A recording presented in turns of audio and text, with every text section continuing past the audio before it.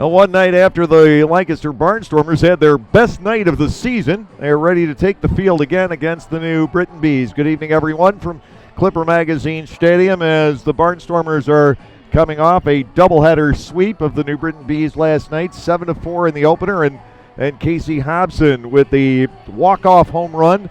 2 outs into the bottom half of the 7th inning in the nightcap for the 1-0 victory in the second game of the doubleheader. Tonight, Nate Reed, the winningest pitcher in the history of the Barnstormers franchise, will take the hill for the first time against the Bees this year. Reed is on a 4-game winning streak, and for fans who have followed the Barnstormers over the years, you know how good Nate can be when he is on a roll. He is looking for that 5th straight win. His ERA over his last 5 starts is in the 2-1 neighborhood. His mound opponent tonight is right-hander Devin Burke, who's only 1-5 on the year, but that win was 7 shutout innings against the Sugarland Skeeters. And Burke has 5 quality starts on his record this year. Any given night, he can come out and be golden for Mauro Gazzo and his New Britain Ball Club. So an interesting pitching matchup here this evening.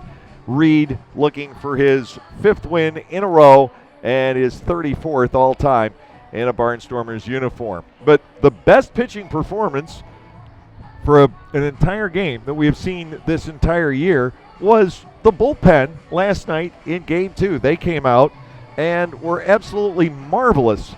A combined 1-hit shutout of a very good hitting team in the New Britain Bees, and one of the pitchers that anchored that was Garrett Granitz. He threw 2 1/3 innings, picking up the game at the outset of the 4th, following 3 shutout innings for Alejandro Chassin. Garrett, my guest tonight on the Gockenauer Home Appliances Dugout Report, and we'll be back in just a moment here on the Lancaster Barnstormers YouTube channel. Just like a baseball team needs pitchers, sluggers, relievers, and coaches to win games, a fire company needs firefighters, drivers, fire police officers, and administrative help to be successful. Fire companies need to function as a well-oiled team, and through training, preparing, working together like a team in an emergency, your local fire company responds to help save lives and property. It's time you stepped up to bat to hit a home run for your local Lancaster County Fire Company. Go to becomeafirefighter.org, sign up, and take a swing for the fences. Join the Lancaster County Fire Service team. Wow, season 15, can you believe it? Gockenauer Appliance is proud to be back partnering with your Lancaster Barnstormers again this season, and has been since day one. We are also proud to be celebrating our 70th year of business this season, and wanted to thank all of you for your support in business over all these years. I'll be back after the Dugout Report to tell you about some great offers and giveaways we have for you during this 15th season of Barnstormers Baseball. Welcome back to this edition of the Gockenauer Home Appliances Dugout Report. Joining me tonight is Barnstormers reliever Garrett Granitz. And Garrett, you probably have the least glamorous role on a ball club. You never know when you're going to get summoned to come into a game, but it's not the glamour role. It's not the 8th inning role, the 9th inning role. Sometimes, as we saw last night, it's the 4th inning of a ball game, and you've always got to stay ready.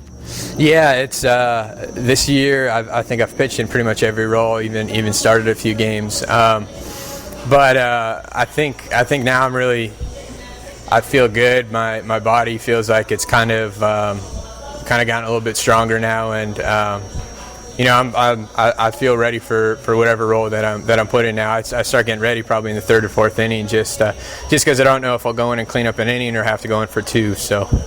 You know, last night you came in the 4th, but that was probably, I would imagine, pre-planned. Yeah, I think we were hoping to get 3 out of Chassin, and he did an awesome job, and then I kind of just piggybacked to him for the rest of the game. You know, it's over the course of the game, maybe the best pitch game that we've had this entire season, but it took 4 guys to combine on it, a 1-hit shutout, and you had a third of it, so you got to be proud about that accomplishment. Yeah, absolutely. It's just kind of a testament to how odd baseball can be, because that's a bullpen game, that second half of the doubleheader, and that's a pretty hot hitting team. And I think we just kept them off balance and threw a lot of strikes and went right after guys.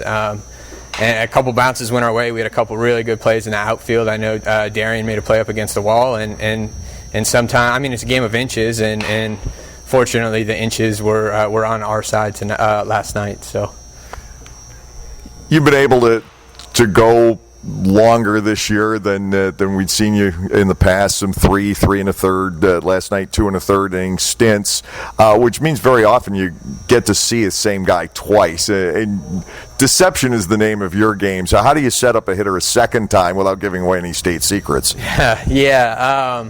Well, this year I've developed kind of another pitch to go along with my slider, just a slower breaking ball, and then I'll also come over the top with it. So really, with me, I'm never going to overpower anybody with pure stuff. So what I'm trying to do is just throw off timing, and I think being able to add a couple pitches this year, and then also just change up the timing of pausing or hesitating before I throw the pitch has been very beneficial to me, just to keep guys off that timing. So even if I see a guy a second time through a lineup, I'm still going to go with my same approach of just trying to attack the zone and make the hitter try to hit a pitch that he can't do much with. So that doesn't really change much. My approach hasn't changed much, but my tactics kind of to try to throw off timing. It does change a little bit, just throwing in multiple things that guys haven't seen before. The hot topic of conversation in the Atlantic League has been the automated balls and strikes, and one of the concerns was that it might not pick you up so well or pick you up too well. Has it had any effect on your game at all? I think I think in the second half, only about half the time off pitch, the automated strike zone has actually been working and functioning properly. When it has been functioning properly, I think it's actually benefited me because it's giving me pitches that I think umps have a tendency to give up on, because I haven't seen a guy throw submarine before where the ball is going to run up and then down to a righty, or the slider is going to float a lot. So that TrackMan will read it when it goes across the plate, which has actually been beneficial to me when it's been up and functioning. There's been a couple times out there where I think the calibration has been off a little bit, but I know that's part of being kind of the guinea pig test group of trying to start this automated strike zone is working out the kinks like that. And unfortunately, there's been a couple times where I think there have been strikes that haven't gotten called, but that's just kind of part of the deal of trying to implement this new technology. It's been a strange year out in the bullpen. The entire staff, everybody knows you guys can get the job done. You see nights like last night where the bullpen was just golden, including Chassin in the start in Game 2, and yet there were games like Wednesday night's game at Somerset, if I've got the right one, maybe it was Tuesday night, where 7 runs scored in the 8th inning, and you have to ask yourselves out there, how did that happen? And it just did. Yeah, I think that's just kind of part of the game of baseball. I think that's just kind of part of the game of baseball. There's going to be anomalies throughout the season, and I think sometimes you can get lucky if those anomalies get spread out in certain games, or if you're having an inning where the bullpen will give up 5. Obviously, it's going to be a much different situation if it was a close game versus a very out of reach game. So I think that there have been a couple times where there's kind of anomaly innings where a lot of pitches or a lot of hits get through, or there's some just funky stuff that happens have unfortunately come at a lot of times in close games for us. I think that eventually over the long haul the season evens out, but I think there is a lot to do with just how baseball works out. Some of it's luck. Like, some of it is 2 inches one way, 2 inches the other way. That's the difference between a ground ball out or a double down the line. And I think there have been a couple of times this year where that kind of thing has happened, and it's tough as a baseball player to accept that that's part of the game, where a lot of it's just out of your control. You can only really control where you're throwing the pitch, and after that, it's just kind of up in the air. And sometimes it goes your way, sometimes it doesn't. The other night at Somerset it didn't, and then again last night it kind of all evened out, where we gave up 1 hit in 7 innings, where some of that game of inches just worked in our favor. The ball club's still alive, but obviously the club's got to get on a roll that it hasn't been on all year in order to get to a postseason berth. The one thing this club has going for it is 6 head-to-head matchups against York, and you guys have to know now, after the last couple of series, you can handle those York guys all right. Yeah, absolutely. Last time, our last series against York, I thought we played really, really well. Played great defense, hit the ball well, and pitched well. We were for probably our last 3 weeks, we've been playing very, very good baseball. We've been in a lot of close games, and I think we have the character in our clubhouse to go on a run like that, where we're reel off 5, 6, 7 in a row. Again, it's just baseball is a weird game where some of it's going to come down to luck. But what we can control is our attitude, and we can control how we're preparing for games. And I think a lot of the guys in the clubhouse understand that and are doing that. I mean, the rest is kind of up to kind of the luck of the draw in baseball, but if we control what we can control, which is preparation, how we react, and our attitude, we're going to put ourselves in a good position to succeed. Doesn't mean we'll always succeed doing that, but more often than not, we will put ourselves in that position.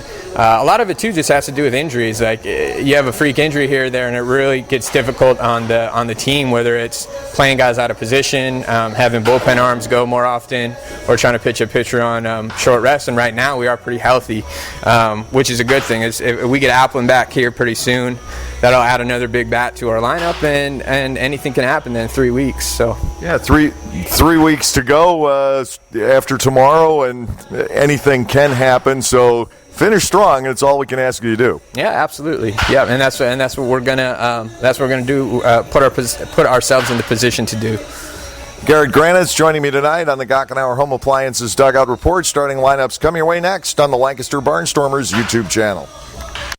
Hi, Adam Gockenauer back with you again to tell you about some of the great offers we have for you all season long. Stop in every day to register for a team-signed Barnstormers jersey. No purchase necessary. One lucky winner will win this very special jersey at the end of the season. Did you know we also have the best deals on the full line of Weber gas grills? Hey, mention this ad and receive free delivery on every Weber grill you purchase during the season. The best brands at the best prices. Gockenauer's in East Petersburg.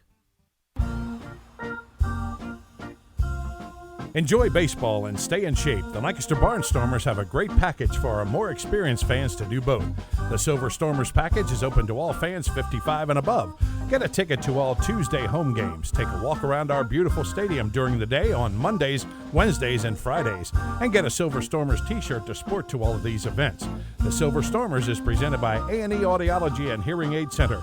Sign up today at the stadium or at LancasterBarnstormers.com.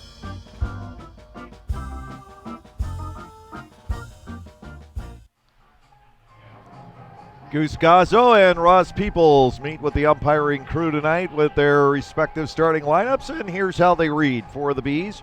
It will be Darren Ford leading off in center field. Ryan Jackson is their shortstop, batting number 2. Bijan Rademacher will be stationed in left field this evening. He will bat third. The cleanup batter is the first baseman, Jason Rogers. Mike Karp will serve as the designated hitter. He will bat fifth. Jonathan Galvez will play right field and bat sixth. The third baseman in the number 7 slot is Ozzie Martinez. Logan Moore will catch and bat 8th.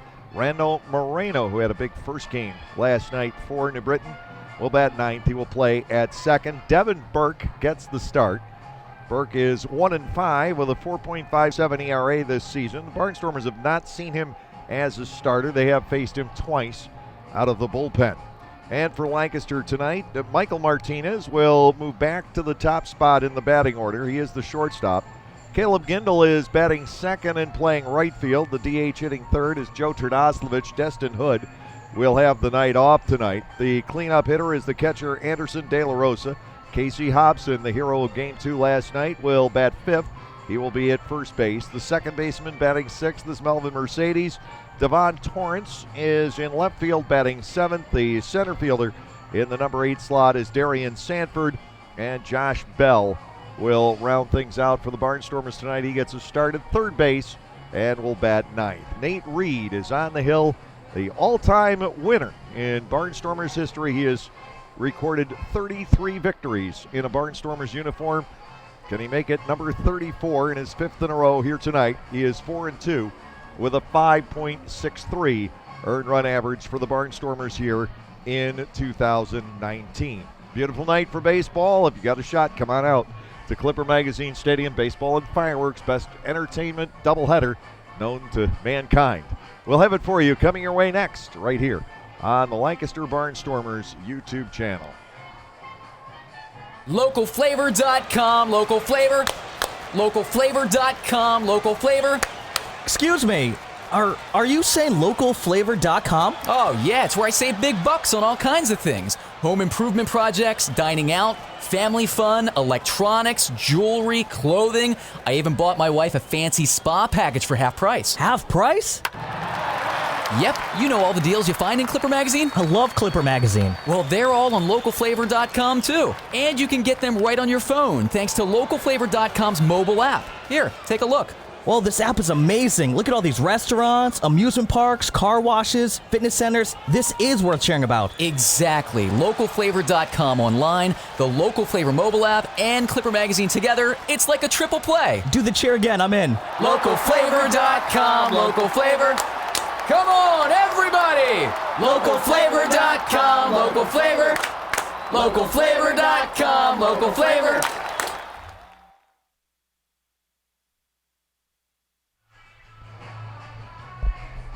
It is a beautiful night for baseball at Clipper Magazine Stadium. Bright sunshine, some high, thin cloudiness, and a breeze blowing unusually from right across the left here at the facility on Prince Street. Right now, we'll send you down to the field in tonight's opening ceremonies. With our national anthem and the Star-Spangled Banner from the Gaither Vocal Band.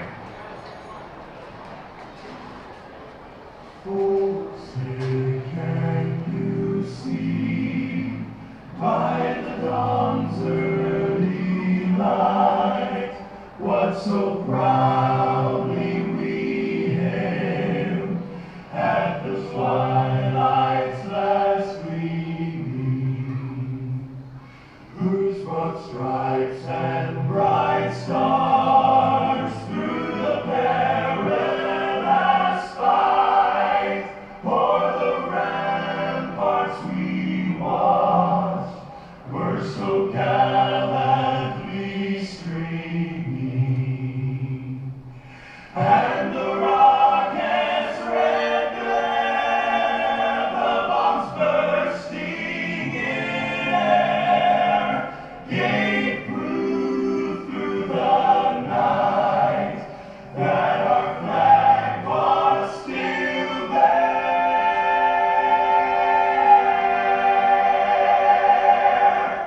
Oh, say does that star-spangled banner yet wave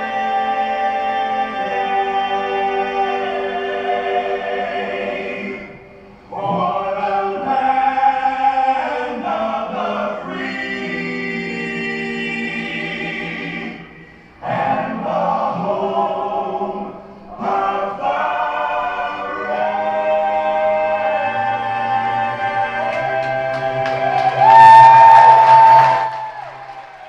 Time for baseball at Clipper Magazine Stadium as the Lancaster Barnstormers take on the New Britain Bees. This is game 3 of a 4-game series. We'll wrap it up tomorrow at 1 o'clock. Then the Long Island Ducks come in for 4 beginning on Labor Day Monday. Barnstormers will be going to the New Britain Bees for next weekend for the last time this year. We're winding it down, 3 weeks left in the 2019 Atlantic League schedule. The Barnstormers are still alive for a possible playoff berth, but the opportunity is slim. The Barnstormers have to go on a lengthy winning streak to be able to get to the postseason. You're looking at the need to win maybe 18 or 19 out of the remaining 22 games for the Barnstormers to have a shot at going to the playoffs. On the hill tonight is left-hander Nate Reed. Reed 4-2. He has gone 38 1/3 innings over 8 starts, 44 hits, 24 earned runs. He has walked 11 and struck out 35. And any antsiness there might have been about Reed in his debut this season when he got knocked around very hard, giving up 9 runs in an inning and 2/3 against the High Point Rockers. And then the next couple of starts still a little bit shaky, but you can put the fears to rest. In his last 5 starts, Reed has given up only 7 earned runs in 27 2/3 innings for an earned run average of 2.28. He has walked 5, struck out 27 over that time. He'll face Darren Ford, the center fielder, leading off here this evening. Ford batting .270. He has 4 home runs, 25 runs batted in. The Barnstormers clad in white tonight. We'll have Josh Bell at third base. The shortstop is Michael Martinez. Melvin Mercedes at second. Casey Hobson is at first. The outfield has Devon Torrance in left, Darian Sanford in center, and Caleb Gindel is the right fielder. Anderson De La Rosa is the catcher, working with Reed here this evening. Ford steps in to lead off as we get things underway. Our umpiring crew tonight, Dave Gabor has the plate, Buzz Albert is at first base, and David Snyder is over at third. Here's Reed's first pitch of the game, and it is low for a ball, 1-0 to Ford. The shortstop, Ryan Jackson, in the on-deck circle. Beautiful night, decent crowd. There's room for you, though, if you come on out. Ball 1-0. Ford with a swing and a miss against Reed.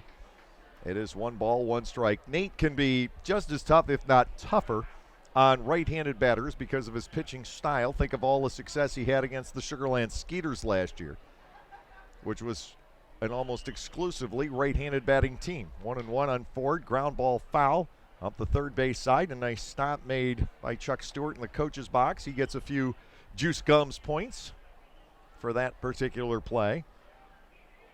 1 ball, 2 strikes, the count to Ford.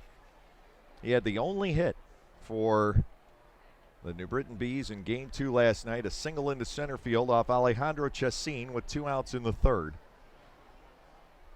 Reed peering in, has the sign from De La Rosa. Here comes the 1-2, and it's a push bunt over on the first base side. Up with it, Hobson, and there's nowhere to throw. Ford taking advantage of the 2-strike bunt rule here in the Atlantic League. Beats it out, a beautiful bunt single for Darren Ford. The leadoff man is on, and Ryan Jackson, the shortstop, will come to the plate. Ford pushed that bunt down. Reed couldn't get over to cover. Melvin Mercedes couldn't get over to cover. Hobson fielded the ball, but there was nowhere to go with it. He was not going to be able to get back to the bag and get Darren Ford himself. So the leadoff man is on. Ford 34 stolen bases on the season, well off the league pace set by Darian Sanford, but still a formidable runner. The shortstop, Ryan Jackson, stands in. .259 hitter with 2 home runs and 27 driven in.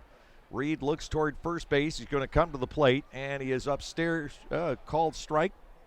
A little bit of a delay, and it's 0-1 on Jackson. The automated ball and strike system will register that pitch. No balls and a strike to Jackson. The left-handed batting Bijan Rademacher waits on deck. This ball is lined toward left center field. Angling over on it, Devon Torrance. He is there for the catch. Jackson retired for the first out. And Rademacher will come to the plate. Rademacher, .277. He has 15 home runs, one of which came in Game 1 last night. And he has driven in 43. Rademacher was the right fielder in both ends of last night's doubleheader. He moves over and handles the chores in left tonight, with Jonathan Galvez taking the shorter field in right. Rademacher with 3 home runs since the 12th of August, but only 4 runs batted in that span. Home run last night, a solo shot. Ford leads off first. Reed has a pretty good move. Ford takes off. The pitch is inside. De La Rosa's throw is not in time at second base. Martinez handling the throw, but Ford had it beaten. That is his 35th steal of the year. A ball and no strikes. The count on Bijan Rademacher. Jason Rogers, right-handed batting first baseman, waits on deck. Well, the speed of Darren Ford is the factor here in the top half of the first inning.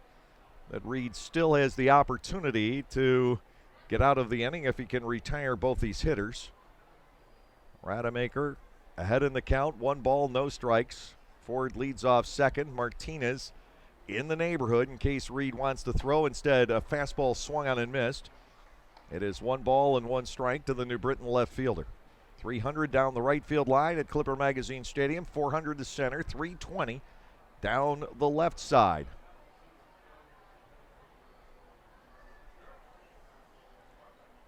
Reed peers in, getting the sign from De La Rosa.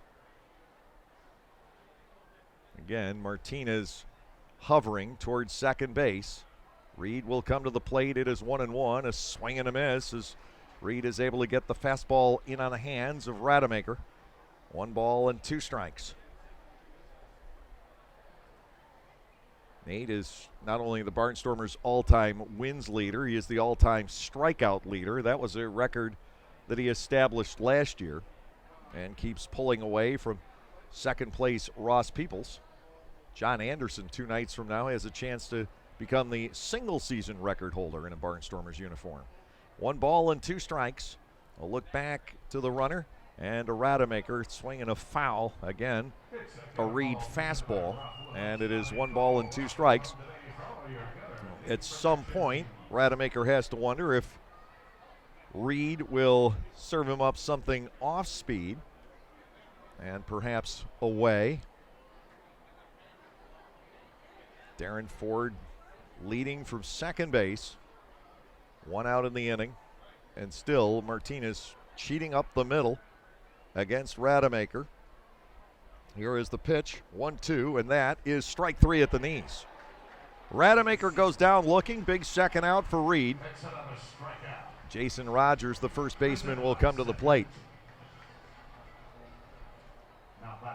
First time that I can recall seeing David Gabor as the plate umpire, and he's a little slower registering the balls and strikes from the automated ball and strike system. I'll have to sit back and wait for the calls. Rogers stands in, .299 hitter with a dozen homers and 81 runs batted in. Ford takes off for third. The pitch is outside for a ball, and De La Rosa's throw saved by Bell. Ford with his second stolen base of the inning. He's at third with 2 outs. That was a strike on the outside corner, as it turned out. And the count to Rogers is 0-1. Left-handed batting Mike Karp waits on deck in case the Barnstormers want to use any strategy here early, but I wouldn't think that they would.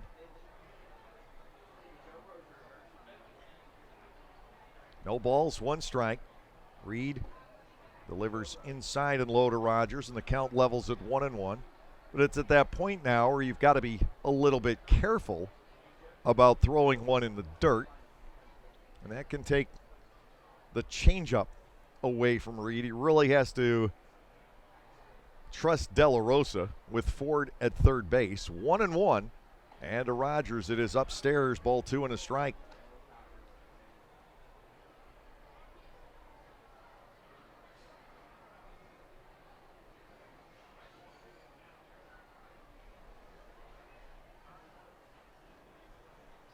Defense fanned out. The center fielder Sanford pinched a bit toward left center, opening up a lot of real estate in right center for Jason Rogers. Here comes the 2-1. Reed fires low and ball 3. Now Rogers has not seen too much here with the lefty batting Karp on deck. But again, it's awfully early to be thinking about that kind of strategy and filling in open bases. Reed working 3-1 to Rogers. And the pitch, that gets the knees. Rogers wanted to head to first base on a walk. Can't do it yet, 3-2. Reed's best start, or one of them, as a Barnstormer came against the Bees at his final start here in 2017. Jovan Rosa broke up a shutout with 2 outs in the 9th inning with a home run to left center, but that was one of the 3 Nate Reed starts where he's recorded 10 or more strikeouts in a Barnstormers uniform. To Rogers, 3-2. Metten fouled back to the screen. Reed came after him with a fastball, still 3 balls and 2 strikes. It's possible here that you could see Reed use a changeup down and away. Again, he'd have to trust De La Rosa and hope that Rogers would swing after it.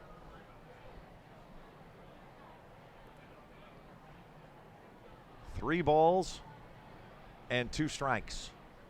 Ford up the line from third. Here's the payoff, and it is fouled down the right side toward the old barn.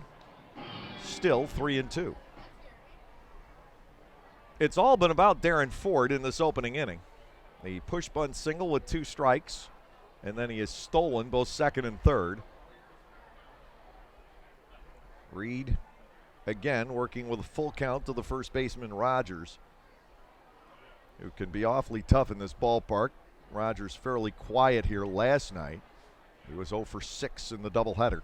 3-2, and that is served up just low, ball 4. Rogers took an extra second to be sure. The runners are now at the corners for Mike Carp. Reed didn't get the desired result necessarily on that 3-2 pitch, but it's not a bad result with the left-handed batting Carp now stepping in. He wasn't going to get hurt down there. He had the open base, and you don't want Rogers, who's third in the league in runs batted in, beating you there.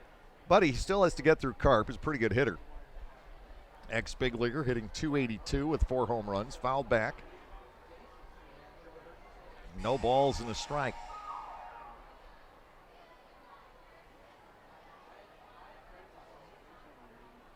Jonathan Galvez on deck for the New Britain Bees. Top half of the first inning. No score. First and third, though, with 2 outs.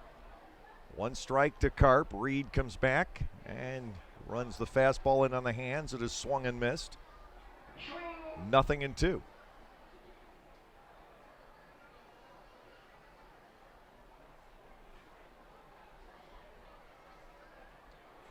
Ford up the line from third. Rogers off first. Reed ahead in the count. He's got room to work here. 0-2 pitch, fouled back. That was a fastball toward the outside corner.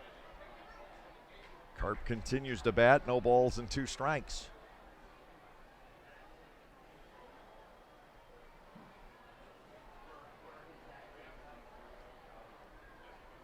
Reed just looking for the out. He doesn't care how it comes. He's got Carp in the hole, 0-2. De La Rosa setting the target. Reed looks at first. Here's the pitch. Got him. A swing and a miss. Maybe a cut fastball right there. It ran away from Carp. Nate Reed's out of danger. No runs out of hit with no errors. 2 runners are left on base here in the top half of the first inning. And at the end of a half, New Britain nothing. The Barnstormers are coming up.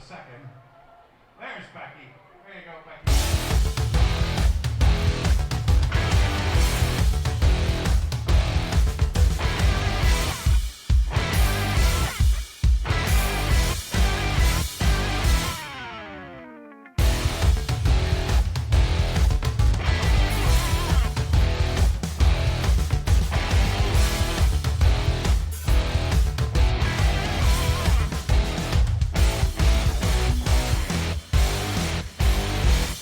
Lancaster Bible College has been around since 1933, but did you know that they offer degrees in much more than just Bible? LBC offers degrees in criminal justice, business, professional counseling, and more, as well as graduate and seminary degrees in areas like Christian care, chaplaincy, education, and leadership studies. To learn more about LBC and the programs they offer, visit lbc.edu. That's lbc.edu. Picking one thing over the other can be hard. Toast or avocado toast? Ooh, 4 or 5-inch heels. But with Pick Games from the Pennsylvania Lottery, drawn twice daily, picking's as easy as 2, 3, 4, or 5. Plus, add Wild Ball to any Pick game for even more chances to win. It's simple. Hey, what'll it be? Give me a pick 2, please. Oh, and add Wild Ball. I'm feeling pretty lucky. Play Pick Games today from the Pennsylvania Lottery. Must be 18 or older. Please play responsibly. Benefits older Pennsylvanians every day.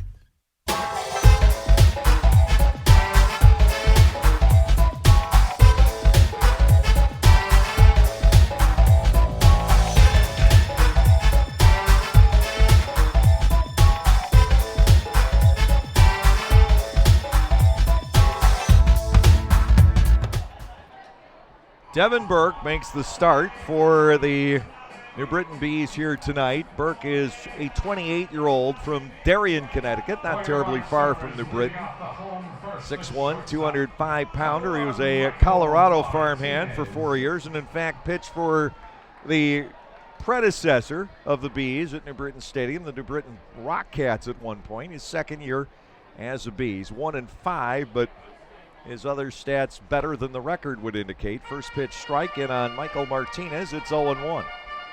Burke's thrown 88 2/3 innings. He has allowed 102 hits, 45 earned runs. He's walked 29, struck out 67. Martinez taking a ball inside and low. 1 ball and 1 strike to the switch hitting shortstop of the Barnstormers. .261 average with 8 home runs. He has driven in 39. Next offering pulled on the right side, taken by Jason Rogers, and he'll head to the bag himself, just beating Martinez. There was a moment of indecision on the part of the Bees defense between Rogers and Burke, whether Rogers would take it himself or feed the pitcher covering.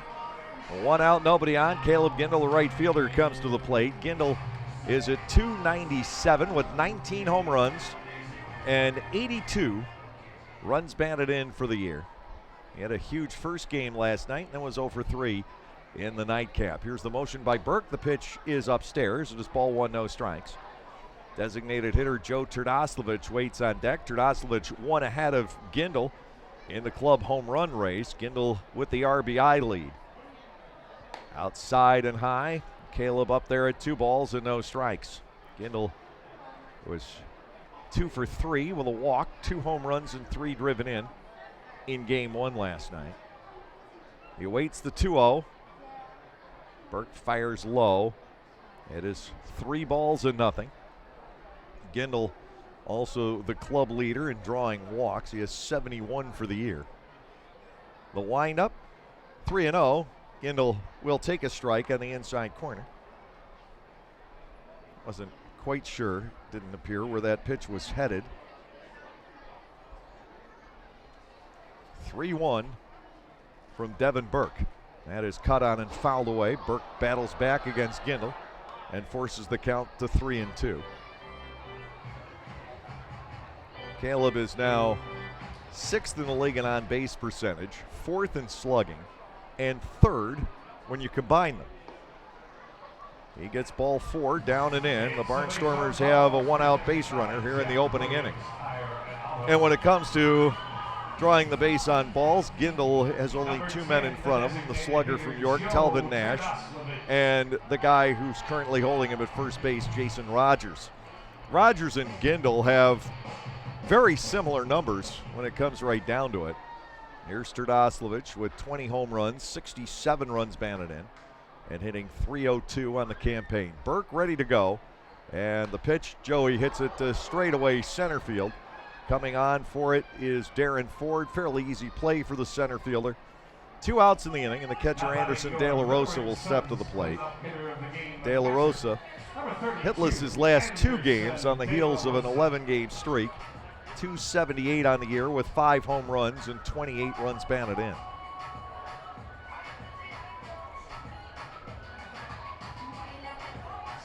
Barnstormers still with the runner at first base, 2 outs.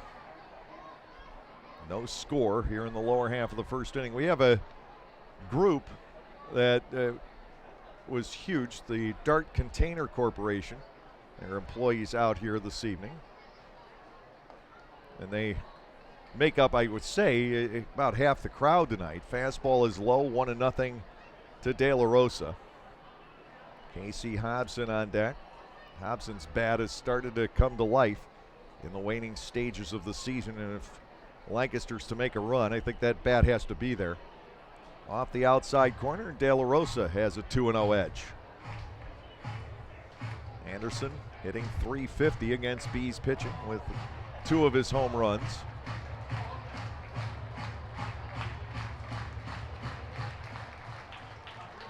Gindel leads off first. Rogers holds him there. And it is 3-0 now as Burke slides a pitch past the outside corner.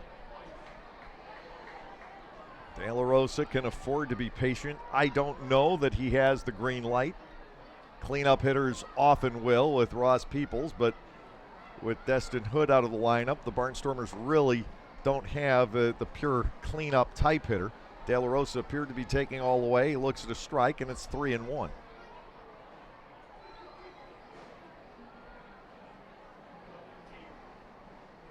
Gindel, very short lead off first base.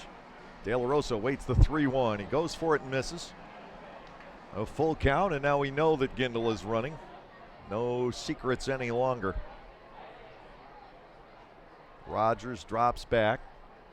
Troy Steffi giving guidance over there. Ross Peoples in the would-be coach's box at third. 3-2 to De La Rosa. The motion and the pitch, and De La Rosa hits a high fly ball down the left field line. Giving chase is Rademacher, and inside fair territory, he makes the catch well in front of the wall. That ends the inning. No runs, no hits, no errors, and the Barnstormers strand one. At the end of an inning here at Clipper Magazine Stadium, there is no score.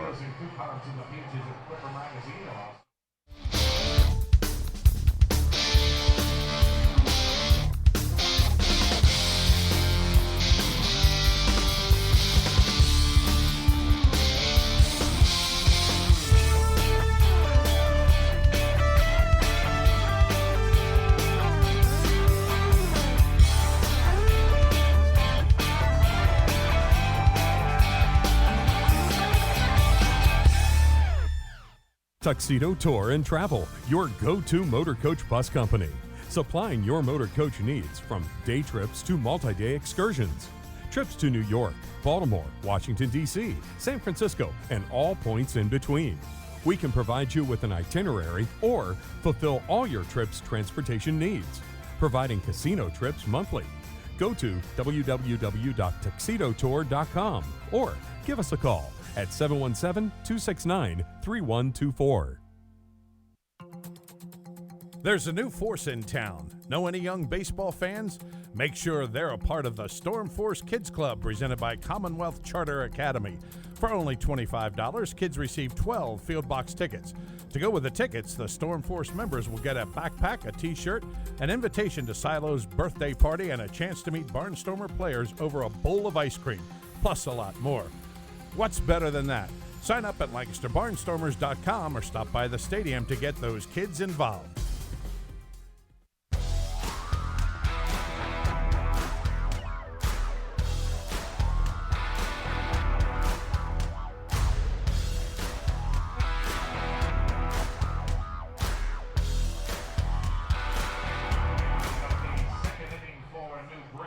Jonathan Galvez will start the second for the New Britain Bees. Galvez, .308 with 17 home runs and 72 runs batted in.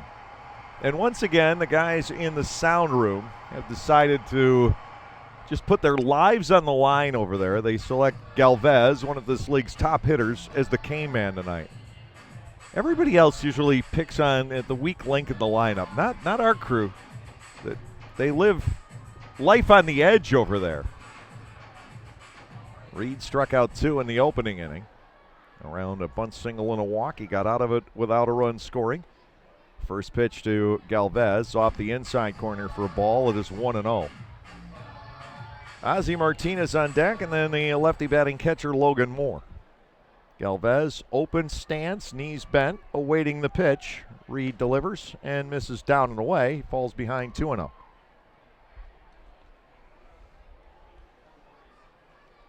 Nate has been in and out of the Atlantic League since 2013 when he first joined the Barnstormers. Line drive and a base hit to left for Galvez off the 2-0 pitch.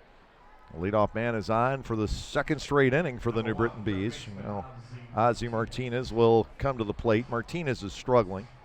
.216 with 3 homers, 19 runs batted in, just 4 for his last 48. You could expect him to lay down a bunt. He checks with Chuck Stewart to see. Galvez, not the fastest guy, is the runner at first base with nobody out. Reed, part of the Barnstormers in 13-15. As offers the bunt, he does. Then a throw down to first base. De La Rosa almost got Galvez, who went back in standing. Lancaster just missed there as Martinez offered and missed.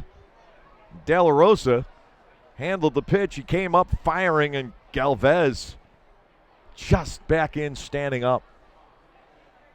And then Reed rejoined the Barnstormers in 17, had a magnificent year, pitcher of the year in the Atlantic League a year ago. and rejoin the club out of the All-Star break this year. No balls, 1 strike to Ozzie Martinez, who looked like he was going to swing away. He's able to hold, and the pitch is low. It is ball 1, strike 1. Infield for the Barnstormers, set double play depth. Josh Bell just off the edge of the grass at third. Possibility of a bunt certainly still exists. Ozzie Martinez 1-1. Instead, he swings away, grounds it near the bag at second. That is handled by Mercedes, who will step on the bag, throw to first, and turn a double play. 2 outs, and Logan Moore will come to the plate. Not sure if Kristen Simon was watching at the time. It's time to send my text with a little shrimp emoji, if I can see the screen. But Logan Moore steps in. The catcher, 206 with a dozen home runs and 54 runs batted in. I think the Atlantic League has learned you've got to be somewhat careful with this fellow. Reed to the plate. He goes the other way, a fly ball that is traveling. Torrance continues to go back out of the track in the corner. And Devon Torrance runs that down and makes the catch. But it was definitely not an easy play. No runs, 1 hit, no errors, nobody left. We're through 1.5 here at Clipper Magazine Stadium, and there is still no score.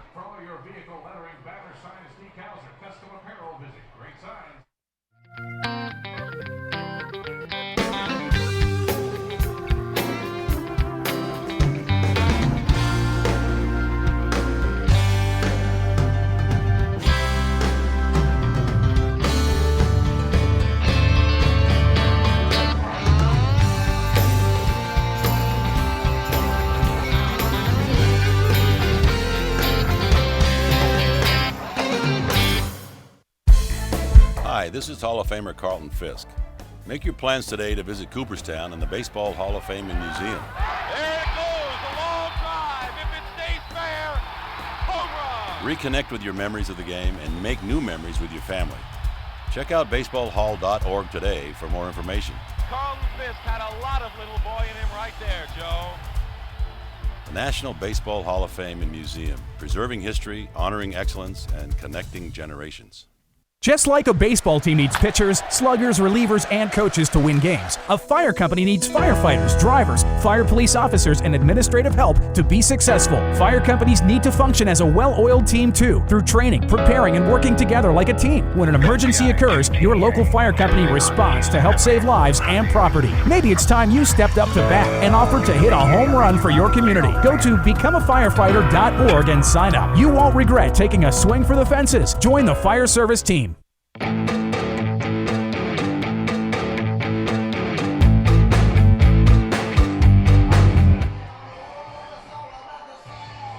The last time we saw Casey Hobson step in the batter's box, he won the ball game, and there was no question about it. He had a missile off of Brady Dragmeyer last night to decide Game 2 of the doubleheader in the favor of the Barnstormers at 1-0. It was Casey's 17th home run of the year.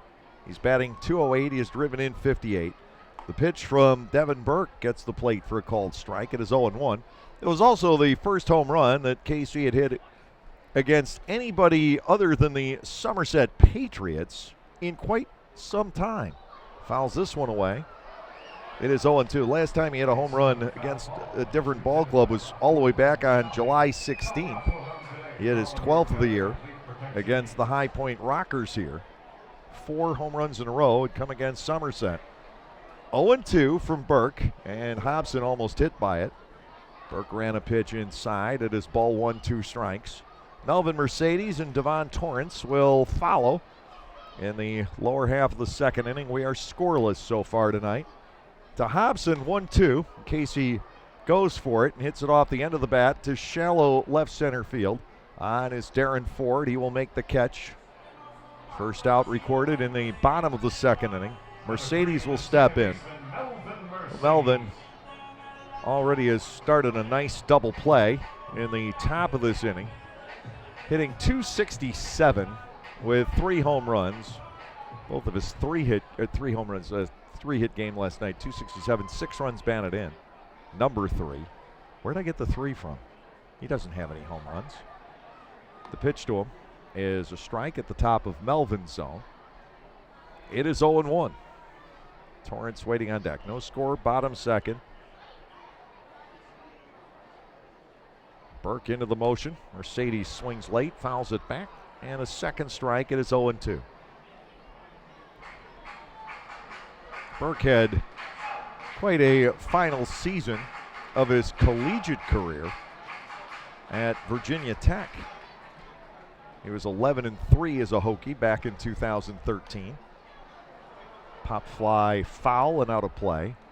Mercedes will continue to bat at 1-2. He got off to a decent start in his career in the Rockies organization and eventually made it to AAA. He had a couple of appearances, 5 total over 2 years with AAA Albuquerque. Bounced to first, handled by Rogers. This time he will feed Burke covering. 3-1. 2 outs in the lower half of the second. Devon Torrance, the left fielder, steps in. 238 for Devon with 2 home runs and 20 runs batted in.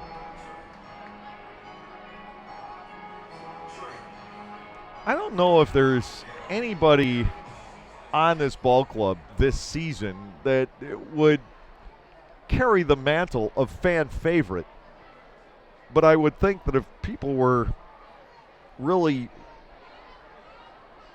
into the story and what has happened and the growth, Devon might be it. Breaking ball is inside to him for a ball, 1-0. I mean, he doesn't have the great numbers, but when you see how far he has come since spring training, just the catch he made in the top of this inning against Logan Moore. That ball was shailing and curling toward the left field corner, and he simply ran it down. 2-0. And I don't know that he gets that same read earlier in the season. Now he gets to ball 3 against Burke. Devin Burke goes to 3-0 for the 3rd time on 7 batters tonight, but he was able to respond and get De La Rosa to close out the first inning to Torrance 3-0. And he finds the outside corner. The strike taken. It's 3-1.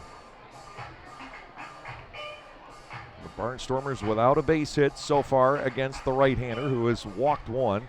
Everybody else has put the ball in play. Torrance bats at 3 balls and a strike. Burke ready to go. That is inside and low. Torrance will shed the bat and head to first. Burke gives up his 2nd walk of the ball game. Darian Sanford will come to the plate. Sanford, 231 with 19 runs batted in.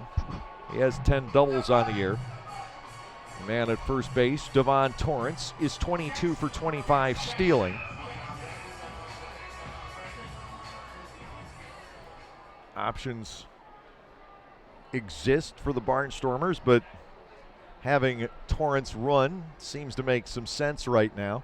He's going to take off on the first pitch. Moore will handle that, and the throw to second has him.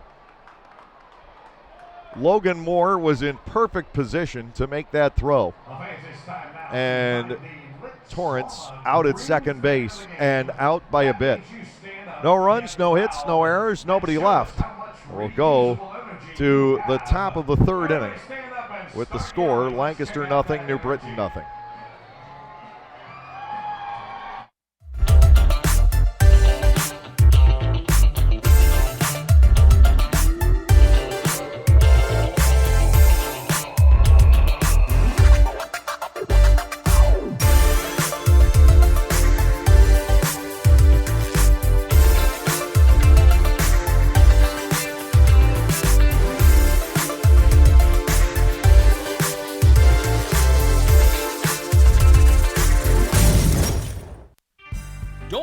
Out when in need of new appliances for your home? Come to Gockenauer's in East Petersburg and see what buying from a hometown dealer is all about. We offer the best brands at the best prices, plus deliver, install, and service everything we sell. Don't get burned by another chain store taking your money and then going out of business. Come to the place who has been helping Leicester County for 70 years. Your hometown dealer making the best brands better. Gockenauer's in East Petersburg. The constant energy, the tight turns and bustle of the city. Some survive it, others were made to conquer it. The first ever Lexus UX and UX F Sport crossovers, crafted for the new frontier.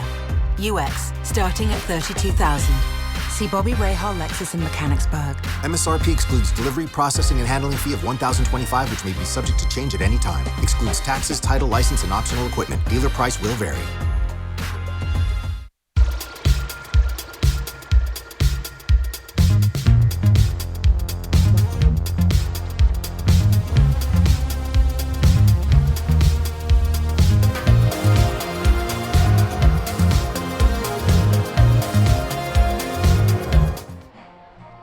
Randall Moreno, a switch-hitting infielder, playing second base tonight for the New Britain Bees, steps in to lead off here in the third.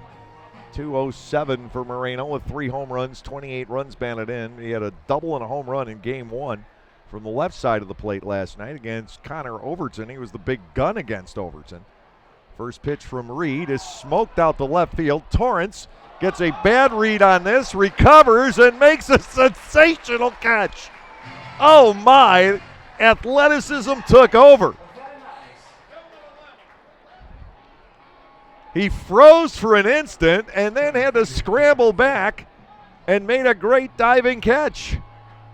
1 out, and Darren Ford will step in. Now that was the recovery of the night.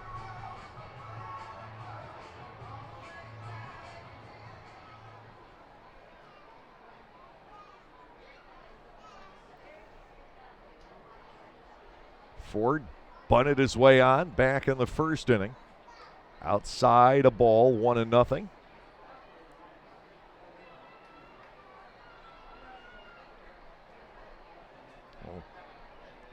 Last inning closed out with Torrance making a pure outfielder play. As Darren Ford fouls it off to the right for a 1-1 count. Great running catch, nicely done. And here, he covers an initial tough read on a ball hit very well by Moreno with a terrific diving catch back toward the warning track. Ball is upstairs, 2-1. The count to Ford. The ball was smoked off the bat of Moreno, a wicked line drive. And it initially had fooled the Barnstormers left fielder. Here comes the 2-1 from Reed to Ford. Again, it's bunted, and Reed can't get there. It goes down as another bunt single for Darren Ford. 2 of them in the ball game tonight. Scott Kelly had a pair the other night for Somerset in the same game. Shortstop Ryan Jackson. Ryan Jackson will step in with 1 out and 1 on. Ford's second push bunt single of the game, but this one looked like it fooled Nate. He didn't get off the mound very smoothly after it. Jackson will step in with 1 out and 1 on. Ryan Jackson lined out the left field his first time up. No score here in the third. Bunt single for Ford, his second hit, the third total for the Bees in the ball game. Reed to the plate, Ford holds, and the pitch is off the outside corner for ball 1.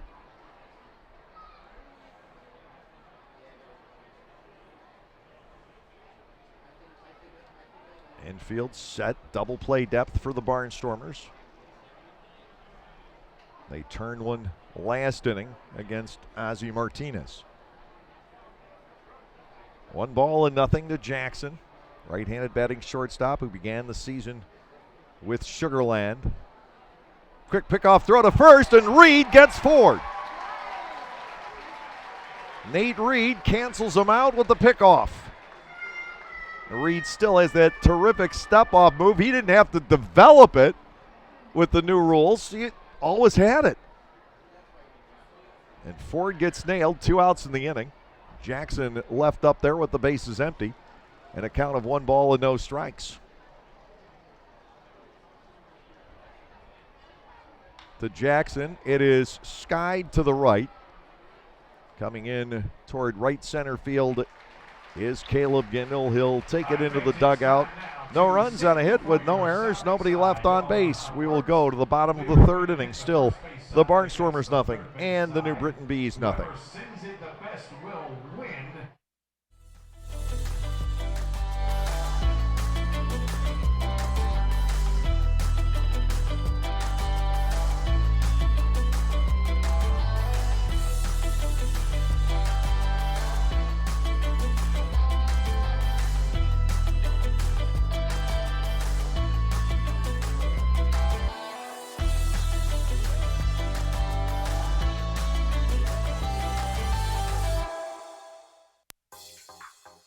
Like craft beers? Well, the best place to be in Lancaster then is Clipper Magazine Stadium. That's right. Celebrate baseball or just a night with your friends at the Broken Bat Deck down the right field line.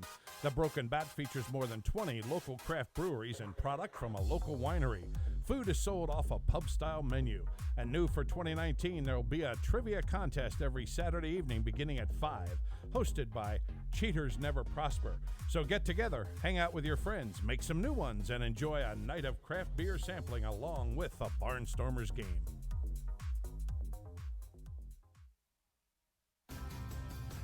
Tuxedo Tour and Travel. If you want to be there, we'll get you there. New York, Washington, D.C.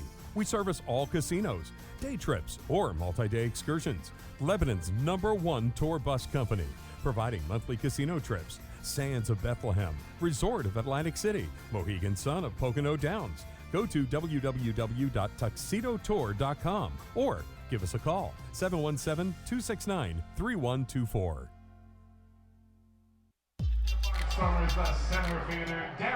Darian Sanford saw just one pitch in the second inning. Devon Torrance was thrown out stealing, and Darian gets to start all over again here in the third against Devin Burke. First pitch recorded as a strike. It is 0-1. Josh Bell and Michael Martinez will follow. Lancaster still looking for his first base hit of the ball game. Sanford won't get it there. A swing and a miss. It is 0-2.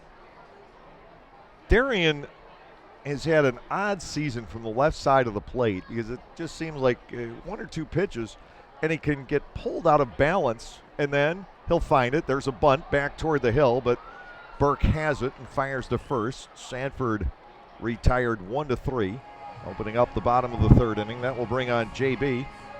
Bell hitting 188 with 2 home runs and 15 driven in. It's his second straight start, and in the midst of no offense whatsoever last night, in game 2 of the doubleheader, he walked and singled. 1 out, nobody on here in the third inning. Burke facing Bell. Quite a start tonight for Devin Burke, though he has walked 2. He misses outside to Bell. Ball 1, no strikes with Martinez waiting on deck.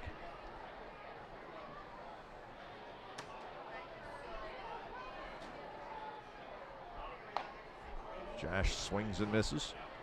It is a 1-1 strike count.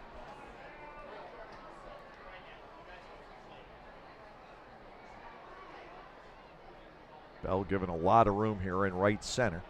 The pitch from Burke. Good looking swing, but he met it and fouled it back to the padding. A ball and 2 strikes to Bell. We'll see if the Barnstormers fare any better the second time through against Burke. Burke's coming off a terrific start against the Long Island Ducks. He wasn't involved in the decision, but he gave up only 1 run in 7 innings. That came last Sunday. Outside. And it is now 2-2 on Bell. Right-hander nods, has the signal for more of the pitch, and Bell swings and misses. He has gone on strikes. It was the first for Burke on the night, 68th on the year. And now the Barnstormers will get a second look at him. Michael Martinez coming to the plate. Martinez grounded out, 3 unassisted, starting off the ball game for the Barnstormers.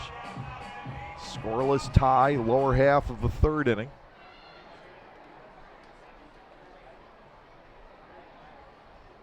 Martinez goes for it and fouls it back for a strike. It is 0-1. There has only been 1 run scored in, you could call it, the last 11 innings of baseball if you want. Fouled away again by Michael Martinez. It's 0-2. That was the Hobson home run in the 7th inning of game 2. Top of the 7th in game 1. New Britain did not score against Scott Schumann. Went the entire second game last night with just the 1 run. And tonight we are scoreless. 2 outs, nobody on. Burke ready to go. 0-2. Martinez fouls another one off in the air. The count will remain no balls and 2 strikes.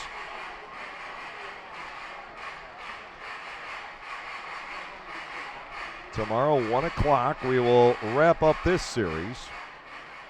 Rainey Lara against Jared Lakend. 0-2. Martinez with a swing and a miss. Devin Burke on a roll. He retires the side in order in the bottom half of the third inning. We're done with 3, and there is no score. With Mitchell up here in the press box, and we are about to play the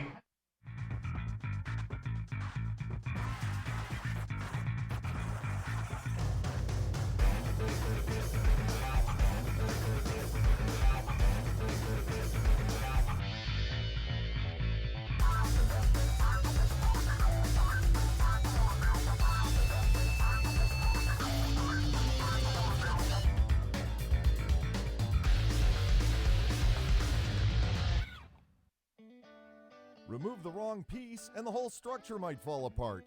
No, I'm not talking about the Barnstormers lineup. I'm talking about the life-size Jenga game that is part of the Subaru Outdoor Experience down the right field line at Clipper Magazine Stadium.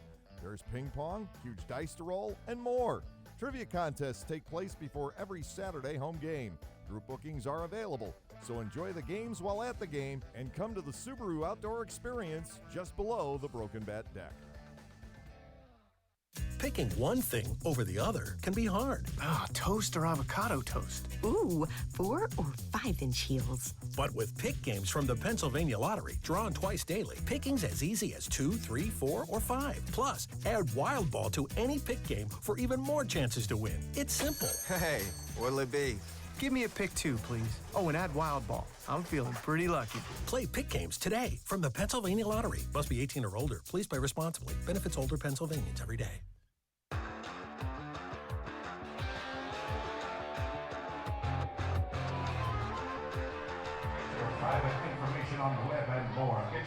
No runs on 3 hits, no errors, 2 left for the New Britain Bees. No runs, no hits, no errors, and the Barnstormers have left just 1.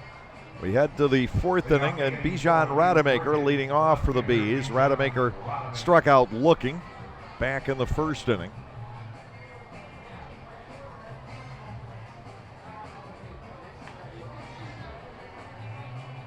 Reed, 37 pitches through 3 innings. He's had back-to-back innings with fewer than 10 pitches. Burke has been fairly economical as well. Rademacher at that very unusual stance. Leads off. He bunts, popping it up, and that'll be over the mound, and Mercedes with no play. The 3rd bunt single of the game for the New Britain Bees. That one was not necessarily artistic, but it was effective as Rademacher popped the ball up and dropped it behind Reed and well in front of the charging Mercedes. It died there.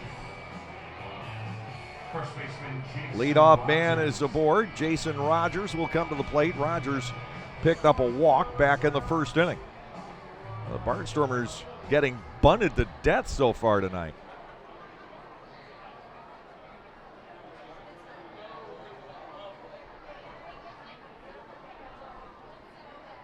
First pitch up and away to Rogers for a ball. It is 1-0.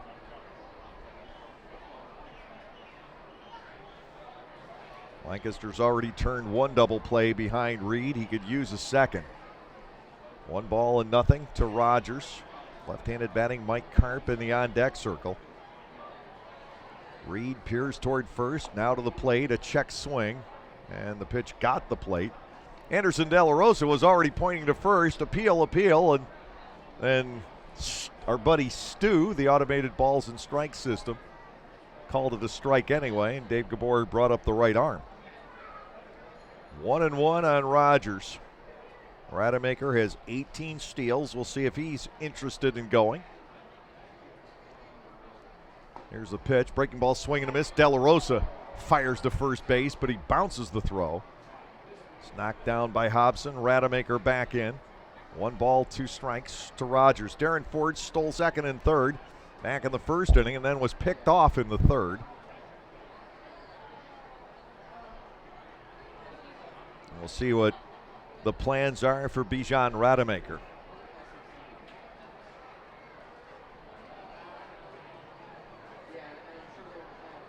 One and two. Reed ready to go. And to Rogers, it's fought off, a foul ball.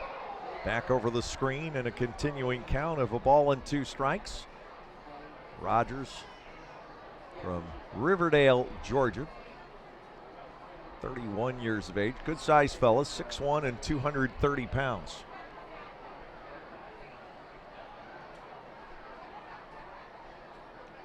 Reed back to work at a ball and 2 strikes, and to Rogers. The fastball is up. It is 2-2.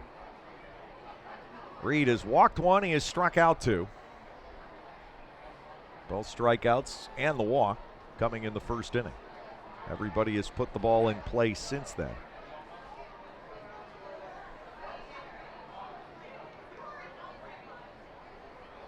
Two, a glance to first base. Reed will work to the plate. Breaking ball doesn't spin back to the outside corner. It is ball 3 on Rogers. A full count.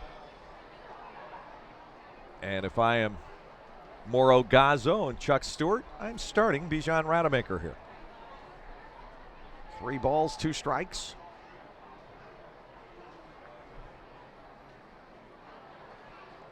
Reed peers in, gets the sign from De La Rosa.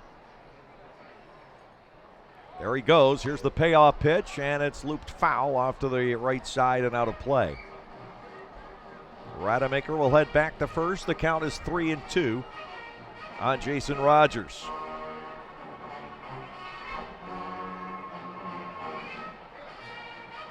Barnstormers have lost a runner on the bases. The Bees have as well, plus the Barnstormers have turned a double play.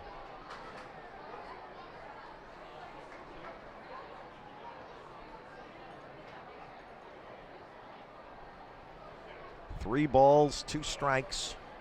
Once again to Rogers, and we'll see if Rademacher takes off a second time. Payoff pitch is coming.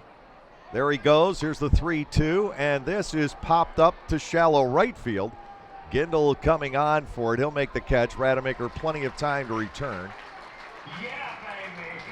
Rogers is retired. Mike Carp to the plate. Carp, a strikeout victim back in the first. He went down swinging against Reed.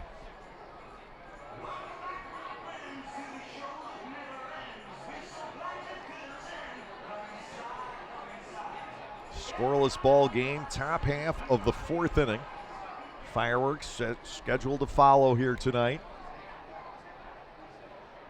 Barnstormers and the Bees, 3rd game of the series. These are 2 ball clubs who have not, throughout the season, gotten great pitching. That first pitch misses. De La Rosa tried to frame it. It doesn't work with the automated balls and strikes. I don't know if that was high or inside the Carp.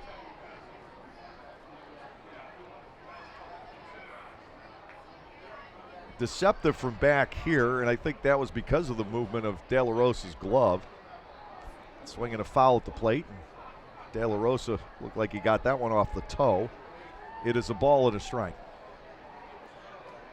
And out goes Dave Gabor to hand a fresh baseball to Nate Reed. Give De La Rosa a chance to step that off.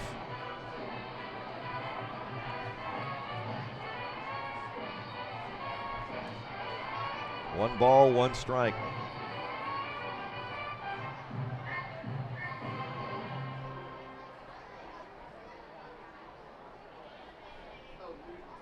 Rademacher still lurks over at first base.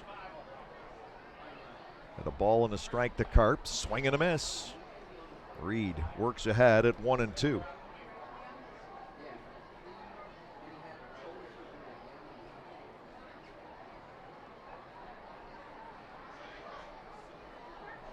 Infield back, double play depth. Carp batting. The always dangerous Jonathan Galvez waits on deck. I like this New Britain lineup. They've had trouble with their pitching this year too. 1-2, ground ball the other way, handled by Bell. He'll go to second. Mercedes back to first, and a double play. 5-4-3. The Barnstormers have turned 2 on the night. No runs on a hit, no errors, nobody left. We'll go to the bottom of the 4th inning. It is still New Britain nothing and Lancaster nothing.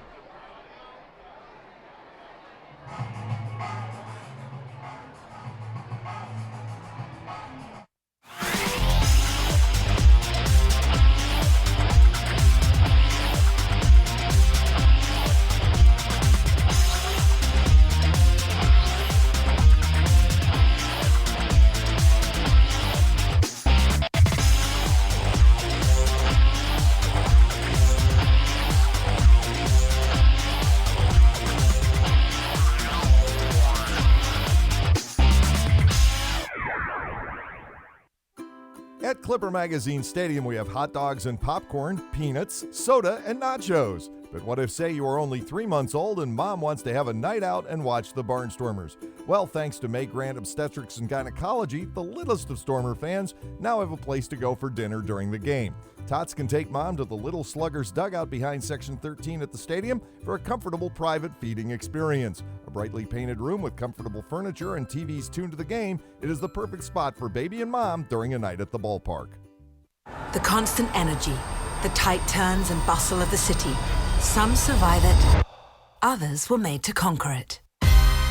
The first ever Lexus UX and UX F Sport crossovers are crafted for those who were made for the city. UX, starting at $32,000. See Bobby Rahal Lexus in Mechanicsburg. MSRP excludes delivery, processing, and handling fee of $1,025, which may be subject to change at any time. Excludes taxes, title, license, and optional equipment. Dealer price will vary.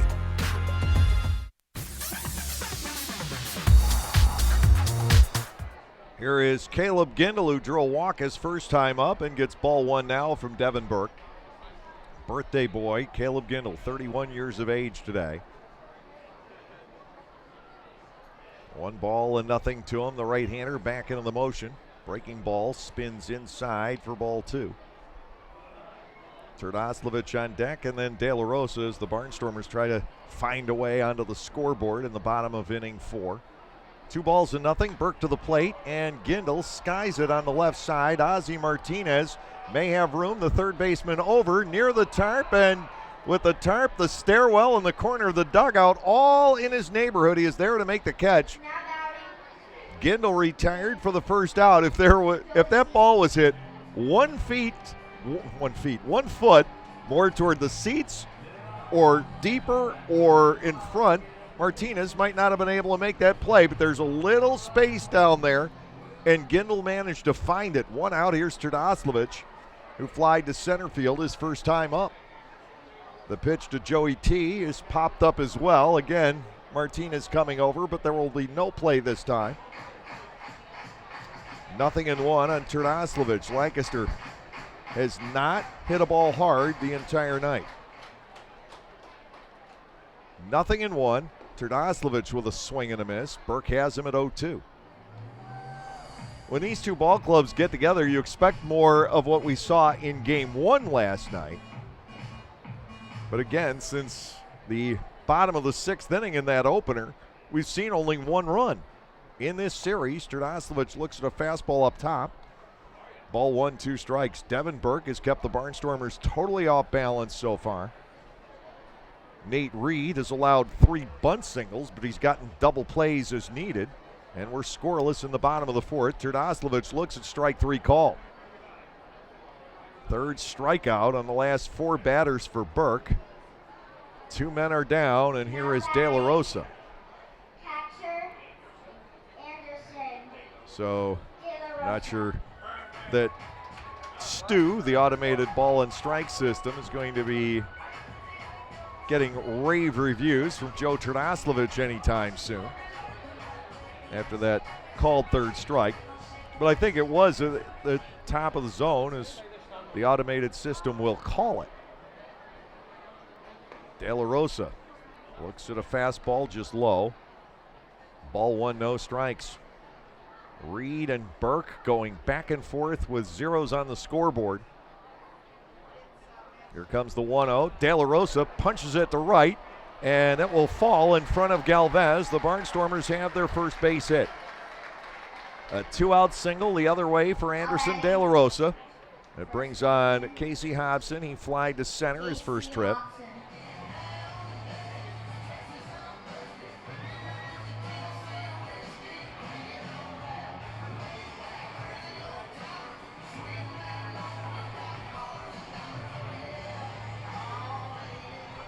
Hobson's standing in, and who was born in Bakersfield, California, grew up there, lives in Rocky Point, North Carolina, outside of Wilmington.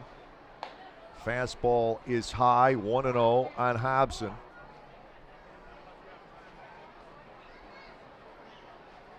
College football went well for KC today. It's Alabama won 42-3. There's Alabama football is definitely in Casey Hobson's blood, with both his father and his grandfather having been quarterbacks there. 2-0. De La Rosa held it first by Rogers. The pitch catches the outside corner. A strike. It is 2-1.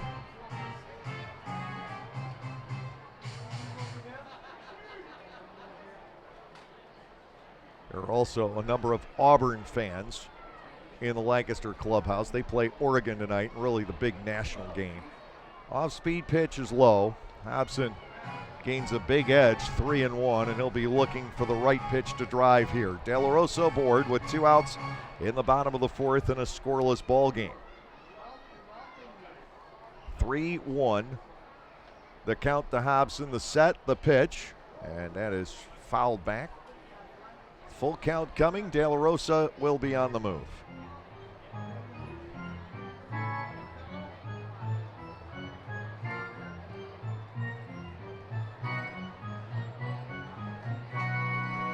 Three balls, 2 strikes with 2 outs. De La Rosa turned loose. The pitch is ball 4 outside. Melvin Mercedes will have a chance with 2 runners on. 3rd walk given up by Devin Burke. Mercedes to the plate. He grounded out to Jason Rogers his first time up. Melvin has done very well against New Britain. Has a pair of 3-hit games against them, and overall is 8 out of 15. Batting with De La Rosa at second, Hobson at first, and 2 outs. Lancaster could use a big 2-out RBI hit here in the 4th inning to take the lead in tonight's contest. Very well pitched on both sides. Burke to Mercedes, and an off-speed pitch is there, strike 1.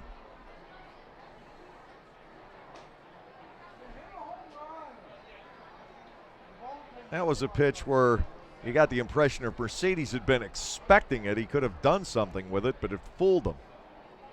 He flexed and let it go to Melvin. Hit in the air down the left side. Long way to go. Rademacher into foul territory, and he will not get there on the foul ball. Barnstormers running for all they were worth, but for absolutely no reason, as it turns out. De La Rosa back to second. Hobson back to first. Melvin Mercedes in a deep hole against Devin Burke at no balls and 2 strikes. Penn State won big today, which I'm sure most folks here locally know, 79-7 over Idaho.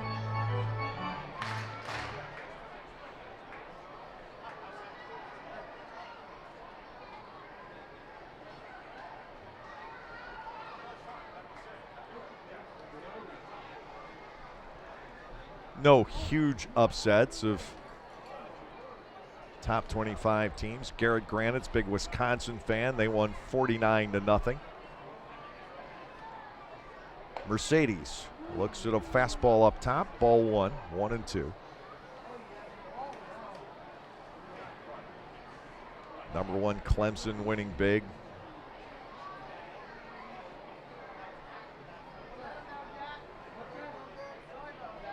Here's the 1-2. Mercedes pulls a ground ball to the second baseman. Easy play for Moreno. And Burke is out of the 4th inning. No runs on 1 hit, no errors. The Barnstormers strand a couple. They get their first hit of the ball game, but we'll go to the 5th inning, still scoreless between the Barnstormers and the Bees.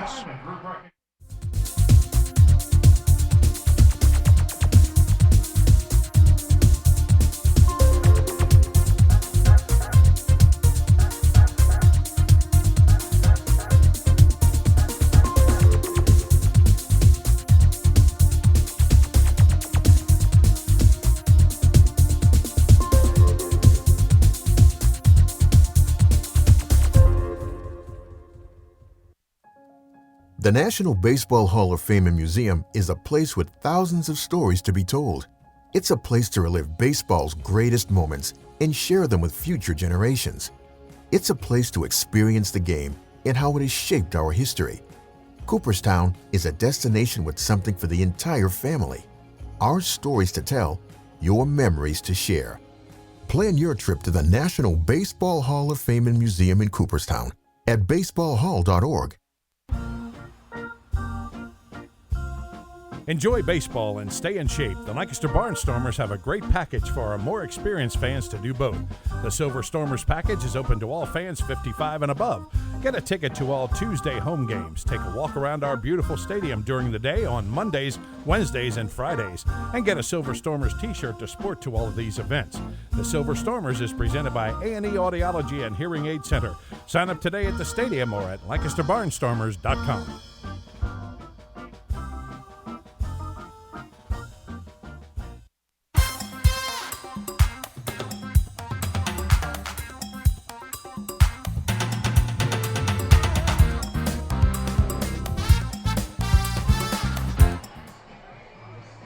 Nate Reed will face Jonathan Galvez, Ozzie Martinez, and Logan Moore. We go to the top half of inning 5, scoreless between the Barnstormers and their opponents, the New Britain Bees, as offense suddenly has become at a premium in this series.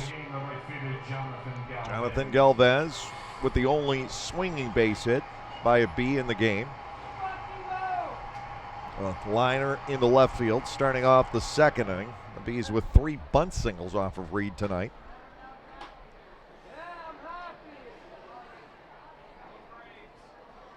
Top half of the 4th inning, Southern Maryland leads York 2-1. That's good news.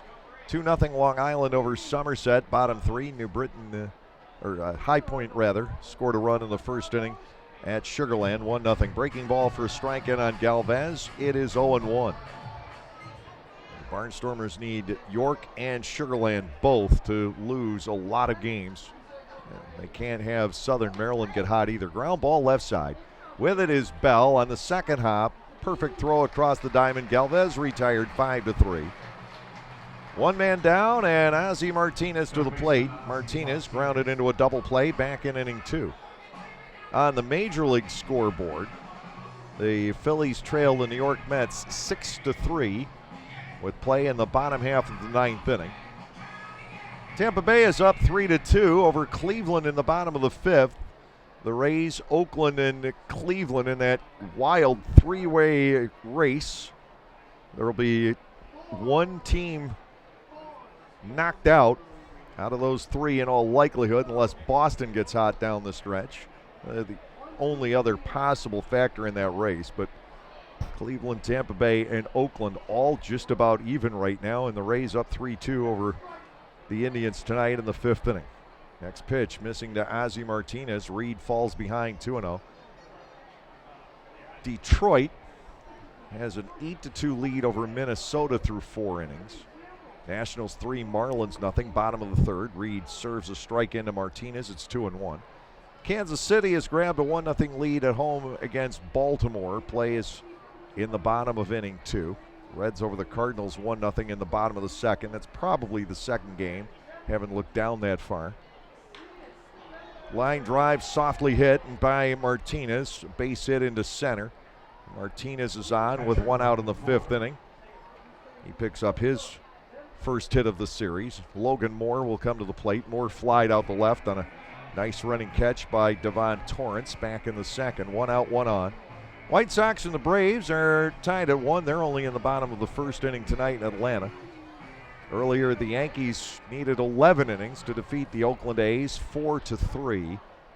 Cardinals won the first game of that doubleheader 10-6. Brewers shut out the Cubs 2-0. The Cardinals now with a 2-game lead over the Cubs in the NL Central. Best divisional race in baseball. Fouled at the plate. It is 0-1. Toronto beat Houston 6-4 this afternoon, as Kevin Biggio did in his father's old ball club with his 12th home run, double, 3 runs batted in. Dodgers and the Diamondbacks still to come tonight in Phoenix. Pittsburgh's at Colorado. Seattle visits Texas. San Diego at San Francisco, and Boston takes on the LA Angels at the Big A. 1 strike here to Logan Moore with 1 out, 1 on. Top of the 5th inning. Scoreless between the Barnstormers and the Bees tonight. Lights are on. Gorgeous sunset here at Clipper Magazine Stadium. Nate Reed into the motion to Logan Moore. It is fouled back off the fastball. And a second strike quickly. It is 0-2. Reed has scattered 5 singles. You can't scatter them any better. 1 per inning for the Bees so far tonight. He's walked 1, struck out 2. All of that back in the first. No balls, 2 strikes to Moore. Reed ready to go. And the pitch is banged foul to the left. Still 2 strikes in the count.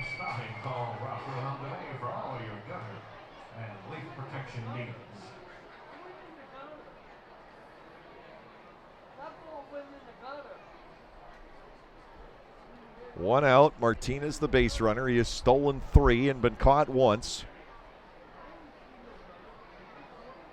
Reed glances in his direction. Martinez not out to much of a lead. Breaking ball to Moore. Strike 3 called on the inside corner. It did get back and get the edge. Reed records strikeout number 3 in tonight's ball game. It's his 385th as a Barnstormer.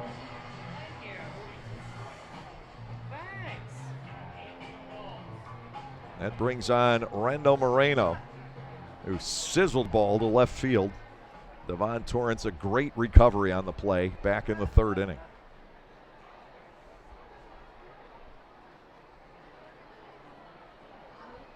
There goes the runner. The pitch high and outside. De La Rosa drops the pitch. And in at second with the steal is Ozzie Martinez. 3rd stolen base for New Britain here tonight. 1 ball, no strikes meanwhile on Rendo Moreno. Top of the 5th inning. We're scoreless. Lancaster has had just 1 man get to second base tonight.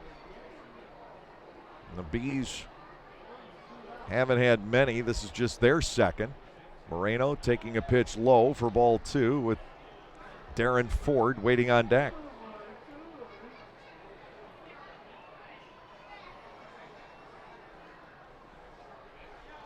Martinez into scoring position. 2 balls, no strikes to Moreno. This one also misses, and it's 3 balls and nothing.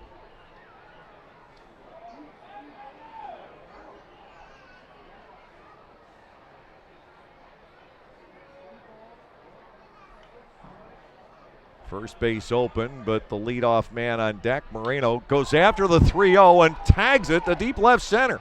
Back on it goes Sanford. Darian's got to play and makes the catch in front of the warning track. All right, Rendo Moreno finding life in his bat as we've gone into this series. No runs in the inning, though. 1 hit, no errors. 1 man left on base. Bottom of the 5th coming up with the score. The Lancaster Barnstormers nothing and the New Britain Bees nothing. And they're all going to race out.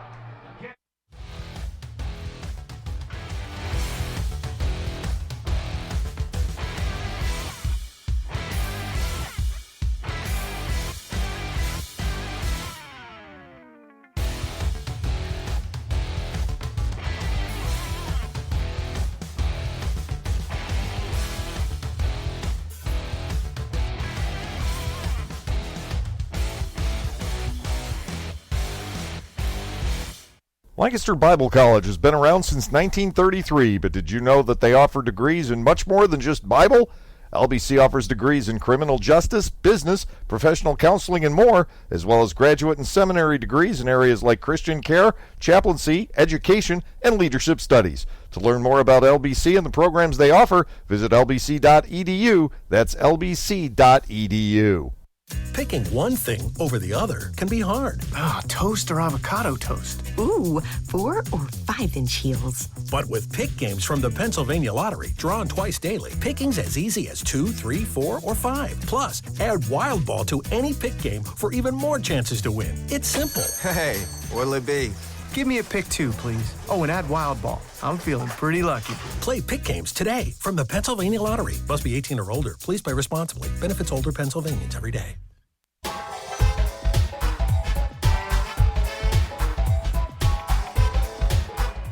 Here's Devon Torrance leading off the home fifth. Torrance with a walk back in the second. He was then thrown out trying to steal. Scoreless ball game to this point. Burke has gotten away with 3 walks. He's only allowed 1 base hit. Now Torrance with a swing and a miss. No balls and a strike. Reed and Burke both have been very effective so far tonight. Here comes the 0-1. Torrance cuts and misses again.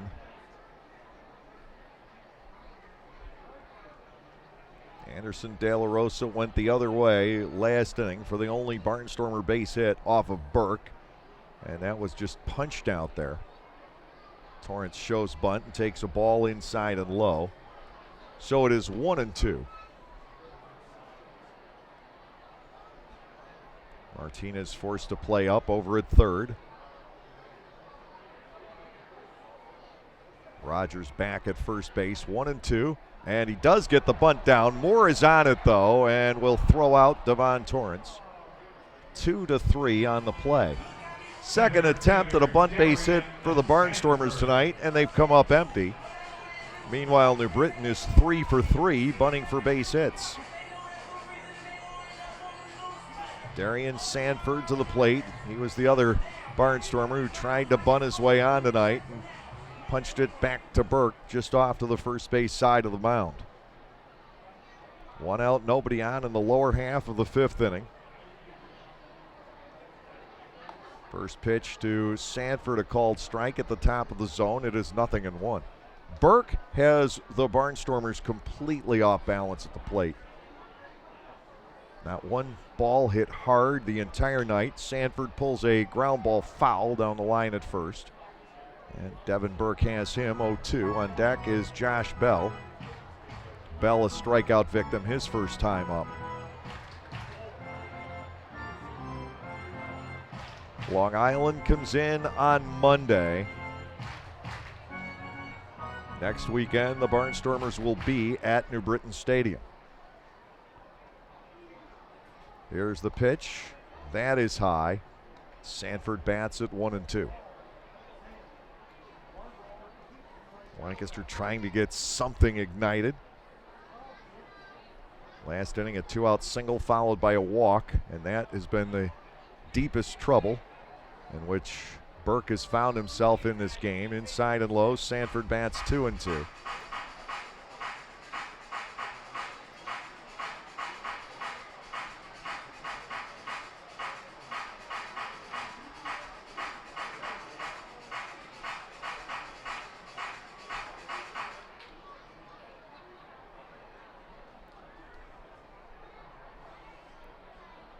Darian back in the zone at 2 balls and 2 strikes. Here's the wind and the pitch. Pulls a ground ball again to the second baseman. He went out across the plate for it and grounds out easily to Rando Moreno. 2 outs in the inning with Josh Bell stepping in. Bell went down swinging back in the 3rd inning.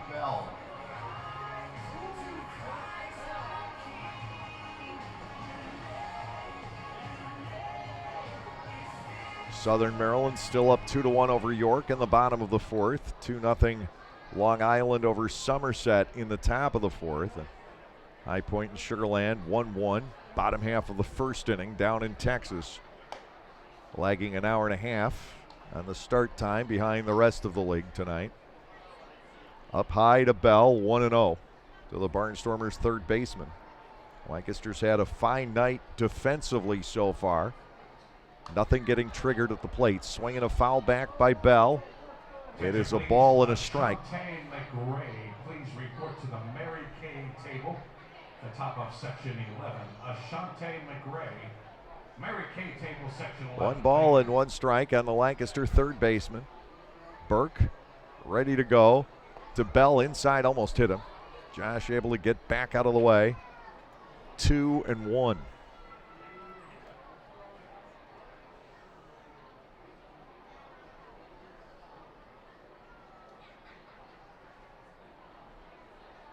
Bell with just his 3rd start and better than a month. He gets underneath it and hits it high in the air to center field. Can be a tough time of night, but Ford has it measured. Burke deals a 1-2-3 inning against the Barnstormers here in the 5th. Nothing going on, and we'll go to the 6th, still scoreless. Hi, my name is Beck Emerson, and I'm a Balco kid.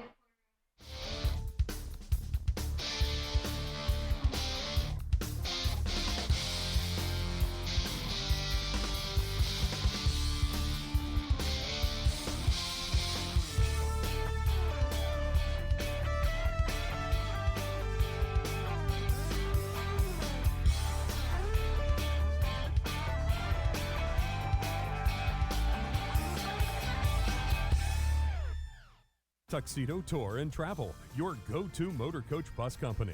Supplying your motor coach needs from day trips to multi-day excursions. Trips to New York, Baltimore, Washington, D.C., San Francisco, and all points in between. We can provide you with an itinerary or fulfill all your trips' transportation needs, providing casino trips monthly. Go to www.tuxedotour.com or give us a call at 717-269-3124. There's a new force in town. Know any young baseball fans? Make sure they're a part of the Storm Force Kids Club presented by Commonwealth Charter Academy. For only $25, kids receive 12 field box tickets. To go with the tickets, the Storm Force members will get a backpack, a t-shirt, an invitation to Silo's birthday party, and a chance to meet Barnstormer players over a bowl of ice cream, plus a lot more. What's better than that? Sign up at LancasterBarnstormers.com or stop by the stadium to get those kids involved.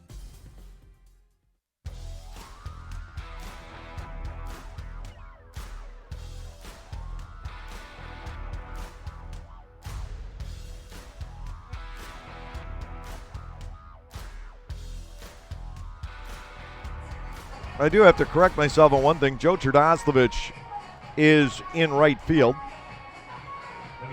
And Caleb Gindel is the DH tonight.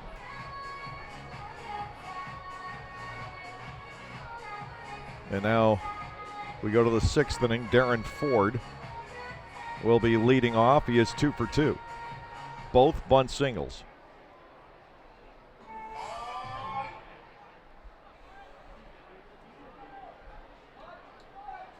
Corners play in against Ford. They don't want him doing it a third time, obviously. Reed into the motion. Ford swings away to breaking ball and fouls it to the right. It is 0-1. So I'm going to go back to the picture I took earlier, and it definitely says Gindel in right, Turdoslavich the DH. Russ made the change at some point. 0-1. The count on the right-handed batting center fielder Ford. Reed buries a fastball on the inside corner at the knees to get ahead 0-2, which does not take away the bunt possibility. Hobson and Bell still play in. No balls, 2 strikes. Reed into the motion. Breaking ball is low. Knocked down out of the dirt by De La Rosa. Ball 1 and 2 strikes.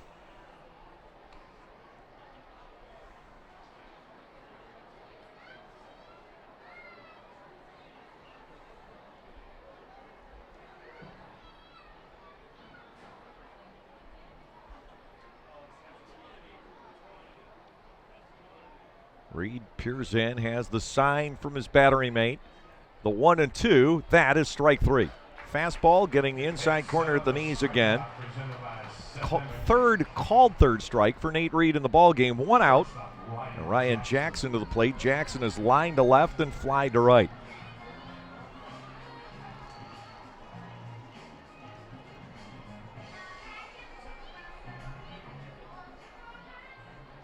Defense straight away against Jackson. Reed's pitch, sliced foul to the right, and while at a play, it's 0-1. And a couple of routine fly balls out to right field. Turdoslavich has been out there the whole time. Don't know the reason for the change. Fouled off again. Reed with a fastball. It tailed away from Ryan Jackson. And Nate's got him at no balls and 2 strikes.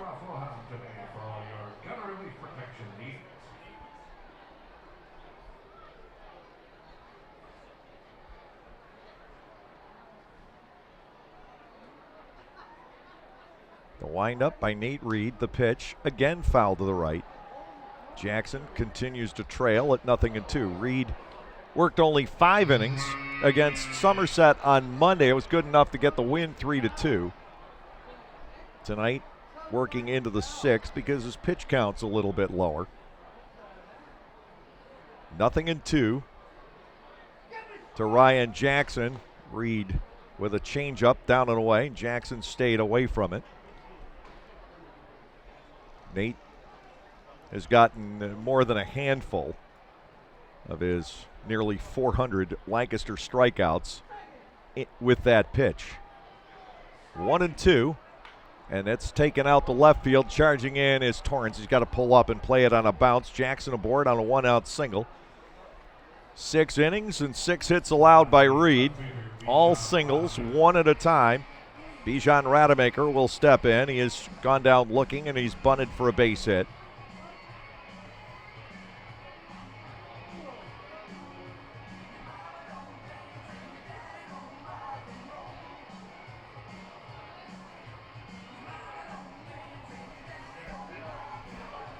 Runner at first base, Ryan Jackson. He has 11 steals on the year.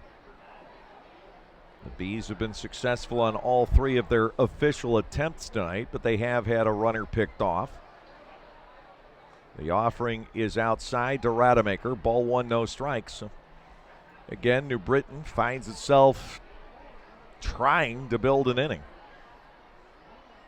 They have gotten a man into scoring position 2 out of the 5 prior innings. Only once have they had 2 runners on at the same time. Ball 1-0 to Rademacher.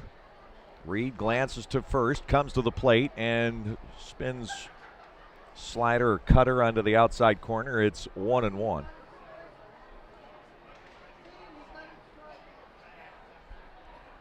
No score here in the 6th. Reed trying to keep it there for the top of the Barnstormers batting order. 1 ball, 1 strike, the count. Nate Reed looks toward first, comes to the plate, and Rademacher will look at a second strike. It is 1-2.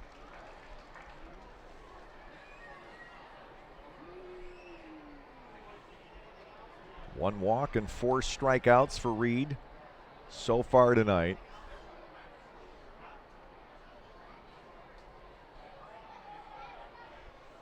He's got to deal with Jason Rogers, who is on deck. The right-handed slugger. To Rademacher, here's the 1-2. And again a bunt, and there will be no play. In fact, the ball rolls past Melvin Mercedes, and a wide turn at second for Jackson. It's the 4th bunt single by the Bees in the game, and now they've got runners at first and second with 1 out. They have tried 4, and they have perfectly laid down all 4. All to the right side. Now Jason Rogers will bat with runners at first and second and 1 out. And it's at least 2 of the bunts that have come with 2 strikes. They are bunting to perfection. Rogers has walked and flied to right. Reed needing to find a way out of the biggest jam ultimately he has faced in this game. They had runners at first and third with 2 outs back in the first inning. Jackson at second, Rademacher the runner at first, and to Rogers, a first pitch is low and ball 1. Big opportunity for the New Britain Bees here in the 6th inning. Barnstormers have stirring in the bullpen, but nobody is throwing. Just some pacing around out there. Back to Rogers at 1-0, and this also is recorded as just below the knees. And it's ball 2 and no strikes. Left-handed batting Mike Karp, the designated hitter, waits on deck. Nate Reed certainly in a tight spot now here in the 6th inning. Dealing with Jason Rogers at 2-0. Runners take their leads. Reed glances around. He'll go to work. Rogers takes ball 3 outside. Quick throw to first by De La Rosa. Not in time to get Rademacher. who is alert to the possibility. Rogers now batting at 3-0, and Reed is in a very tight spot. 3-0 to Rogers. He does not want to load the bases here. Rogers may have the green light. You've got to be careful. 3-0. Reed to the plate. Ball 4 is high. Rogers has walked for the second time tonight. Bases loaded for Mike Karp, who has struck out and grounded into a double play. And Lancaster hurriedly gets action going in the bullpen. Jackson, a single into left field on the sinking line drive. Rademacher with New Britain's 4th bunt base hit of the night. Rogers draws his second walk. And there is now no wiggle room for Nate Reed. He's got to get through Karp, and preferably with a double play. Jackson to third, Rademacher to second, Rogers on at first. Reed to Karp, a swing and a miss. The pitch was not in the zone. That helps. It's 0-1. Karp went for an offering, down and away. Jonathan Galvez, the right fielder, a right-handed batter, is in the on-deck circle. And the Barnstormers have the right-hander warming up in the pen to perhaps counter him. Breaking ball to the inside corner. Karp bats 0-2. Reed trying to fight his way back. The right-hander throwing is Pedro Echemendia, the winner in Game 2 last night. 0-2 to Karp. De La Rosa sets the target. The pitch, fastball wasted outside. Reed reared back and found a little extra. Karp let it go by. Ball 1 and 2 strikes with the bases loaded, 1 out in the top of the 6th. New Britain trying to break a scoreless deadlock. Reed glances around. Here's the 1-2. It is inside to Karp, and now 2 balls and 2 strikes.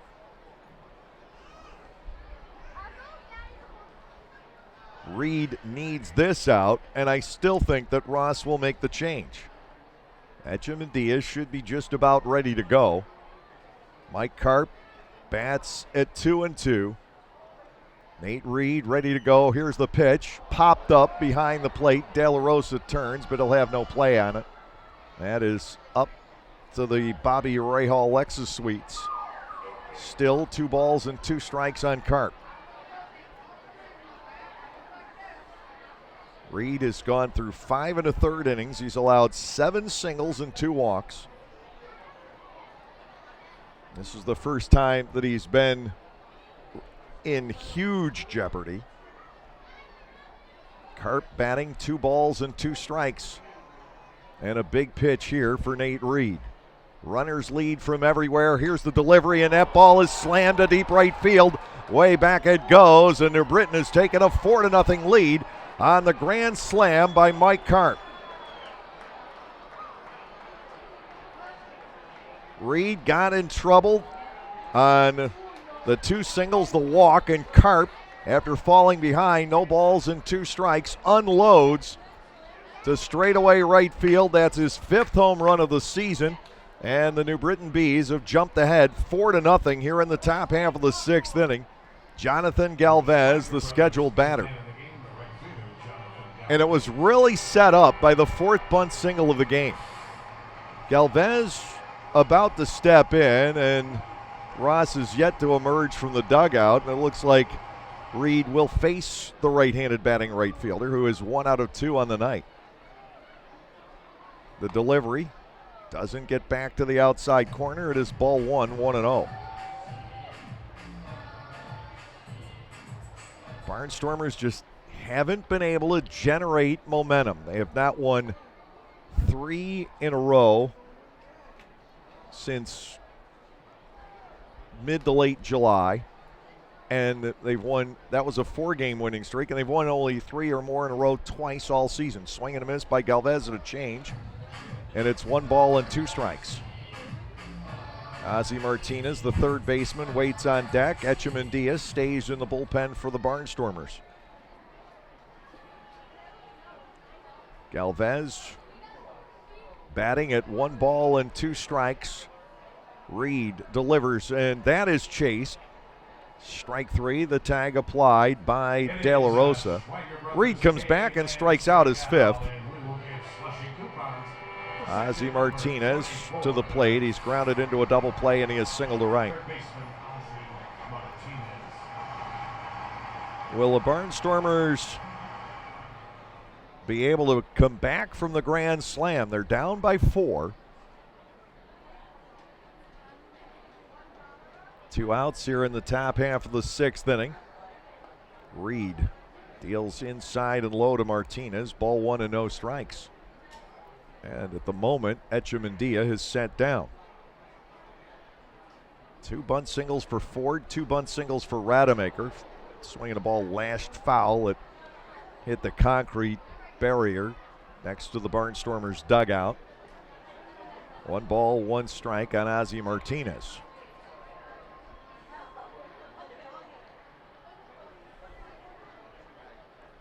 Martinez, Gindel, and Turdoslavich scheduled in the 6th inning for the Lancaster Barnstormers. Foul ball back. Martinez will bat at 1 and 2. Echemendia begins to tune up again.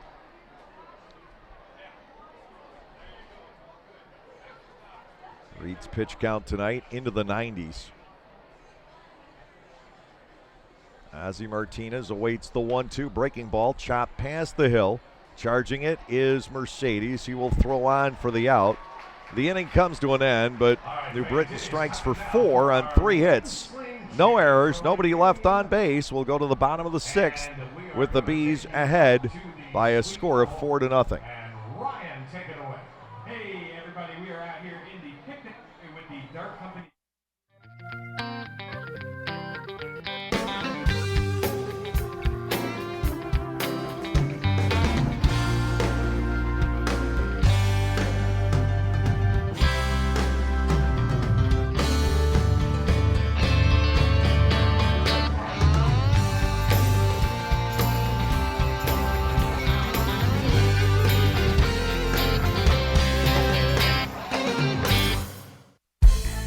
Hi, this is Hall of Famer Carlton Fisk. Make your plans today to visit Cooperstown and the Baseball Hall of Fame and Museum. There it goes, the long drive. If it stays fair, home run. Reconnect with your memories of the game and make new memories with your family. Check out baseballhall.org today for more information. Carlton Fisk had a lot of little boy in him right there, Joe. The National Baseball Hall of Fame and Museum, preserving history, honoring excellence, and connecting generations. Just like a baseball team needs pitchers, sluggers, relievers, and coaches to win games, a fire company needs firefighters, drivers, fire police officers, and administrative help to be successful. Fire companies need to function as a well-oiled team too, through training, preparing, and working together like a team. When an emergency occurs, your local fire company responds to help save lives and property. Maybe it's time you stepped up to bat and offered to hit a home run for your community. Go to becomeafirefighter.org and sign up. You won't regret taking a swing for the fences. Join the fire service team.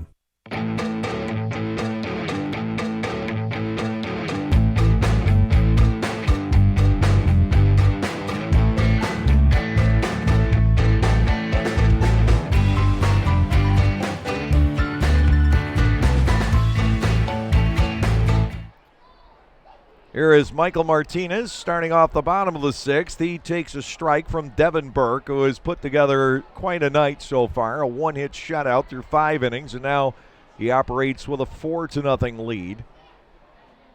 The next delivery to Martinez spins off the inside corner. It is 1-1. Martinez has grounded out and struck out so far.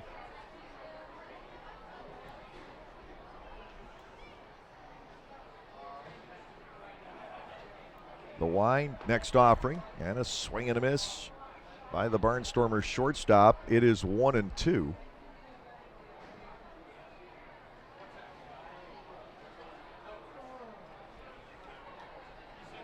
Lancaster down by 4 on the Carp grand slam. Martinez looks at strike 3 called. That is number 4 for Burke. And with 1 out, Designated hitter Caleb Gindel steps in. Gindel has walked and fouled the third. Designated hitter Caleb Gindel.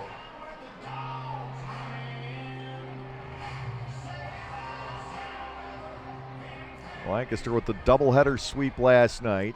45 wins on the campaign. Gindel swings and he tags one deep to right field. Way back it goes, and the walls will not contain it. The shutout is broken, and Gindel joins Terdoslavich in the 20 home run club. Caleb came up there with a plan and waited on something from Burke and lined a home run off the 10. 20 home runs, 83 runs batted in for Caleb Gindel on the season. Well, the Barnstormers have had multi-20 home run hitters before. In only one other season, have as many as 3 Barnstormers hit 20 home runs. That was 2010, when Lancaster had 4 of the top 5 in the Atlantic League.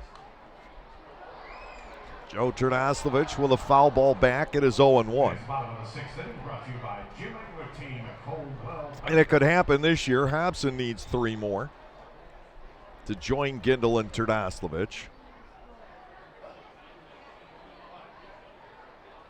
0-1 to Joe. Fastball upstairs. It is a ball and a strike. That year, 2010, Aaron Herr and Reggie Taylor hit 23 each. Bryant Nelson and Jason Perry each had 22. Ground ball on the right side. Backhanded play by Rogers. Burke heads over to cover. They retire Terdoslavich. 2 outs. And Anderson De La Rosa will step in. De La Rosa 1 for 2 tonight. How about your Miller & Sons cleanup hitter of the game, the catcher Anderson De La Rosa. If you're wondering what team, since we're talking about Gindel, Terdoslavich, and Hobson, what team of the Barnstormers has had the top trio of home run hitters in terms of the total number of home runs hit? And it's actually a 3-way tie. On the outside corner for a strike to De La Rosa, it's 0-1. The 2010 team, certainly part of that is Herr, Taylor, and whether you pick Nelson or Perry, combined to hit 68. De La Rosa barely missed by an inside fastball. And the count is 1-1.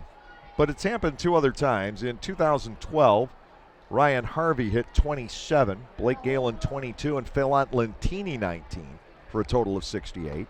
Swing and a miss by De La Rosa. 1 ball and 2 strikes. And then the following year, 2013, Harvey set the franchise record with 29. Travis Denker hit 22. And Darrell Ward contributed 17. And again, the total is 68. Next pitch missing. Ball 2 inside to De La Rosa. 2 balls and 2 strikes. 4-1, New Britain leading here in the 6th inning.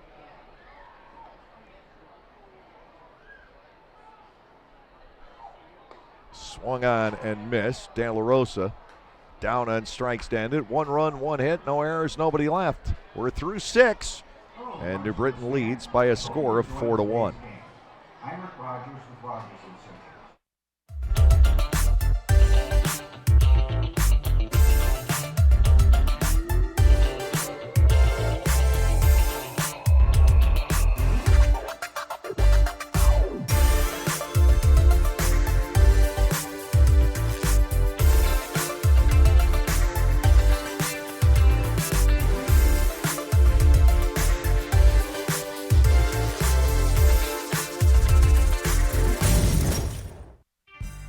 Strike out when in need of new appliances for your home?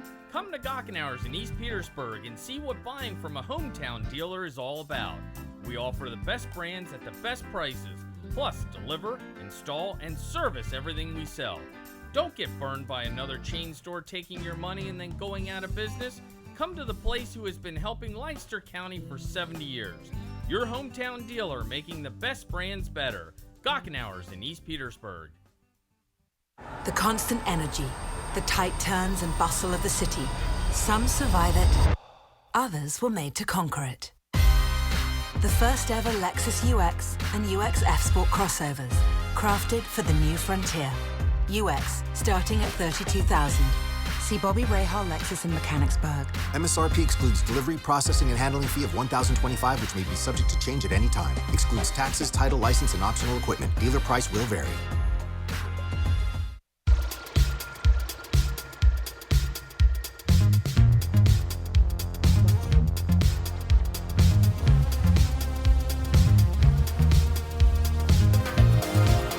Pedro Echemendia has come on for the 7th inning. He'll try and keep the Barnstormers within reach here. Nate Reed giving up the grand slam. Outside of that, didn't pitch badly. 6 innings, 8 hits, 4 runs. He walked 2, struck out 5, but couldn't wiggle out of that 6th inning mess. After Jackson singled, Rademacher bunted for the 2nd time for a base hit. Rogers walked. Carp hit the grand slam, and now here is Logan Moore to lead off the 7th inning against Echemendia.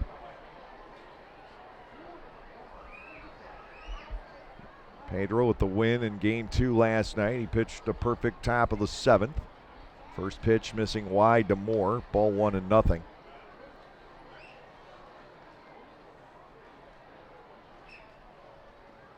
Four runs, 8 hits, no errors, and just 3 left on for the New Britain Bees tonight. Echemendia missing again, this time low. It's 2-0. The Barnstormers with 1 run on only 2 hits with no errors and also 3 stranded. 2 balls, no strikes from Echemendia to Moore. Rando Moreno waits on deck. Here is the wind. Echemendia to the plate. That is cut on and fouled and clips De La Rosa in the process. 2 balls, 1 strike here.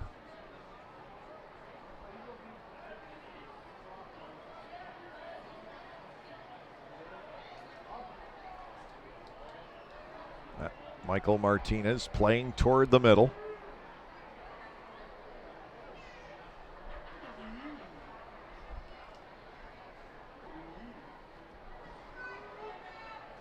Echemendia goes to work 2-1, finds the range. Knees outside corner, 2-2.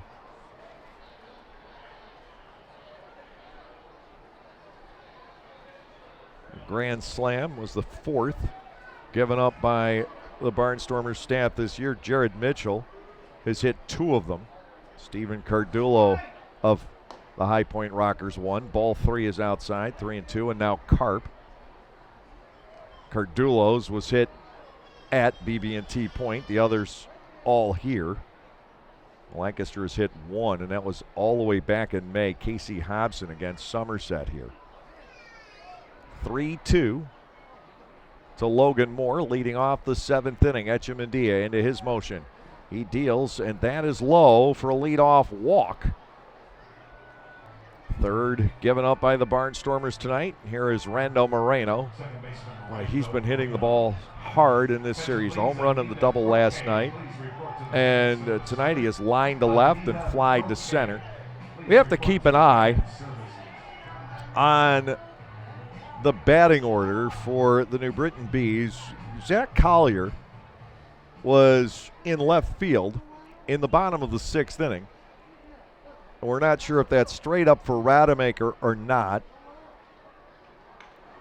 Fouled back, and again, it got De La Rosa.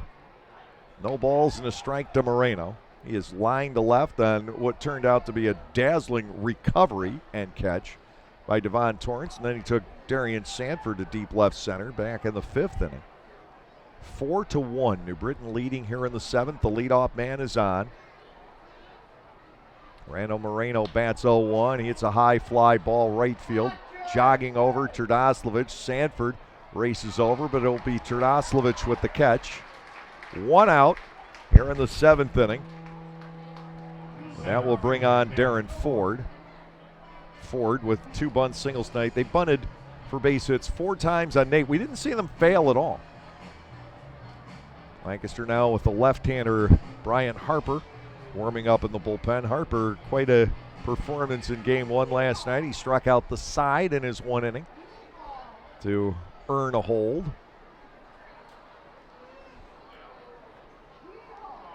Moore still at first base with one out here in the top half of the 7th inning. First offering from Echemendia to Ford is below the knees. Ball 1 and no strikes.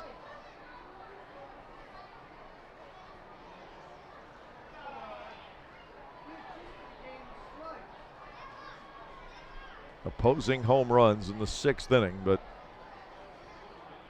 New Britons came with 3 runners on. There's a check swing. He didn't go. 2-0 on Ford, and the Barnstormers with the bases empty, as has been the case nearly 2/3 of the time this year. That was the Barnstormers' 100th home run of the season. And out of those 164 have been solo shots. Lancaster's hit 10 home runs with 2 or more runners on base, and they've given up now 23. Well, that's a huge difference. 2-0, the count to Ford. Echemendia is high with the next serving. 3 balls and nothing. Ryan Jackson, the shortstop, waits on deck.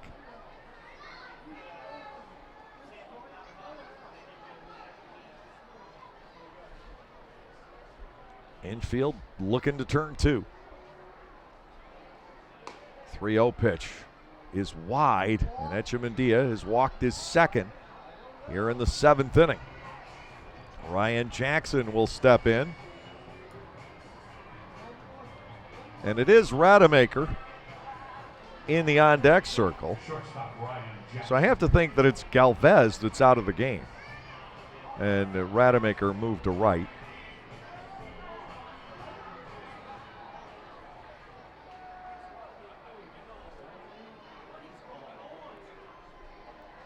One out with runners at first and second.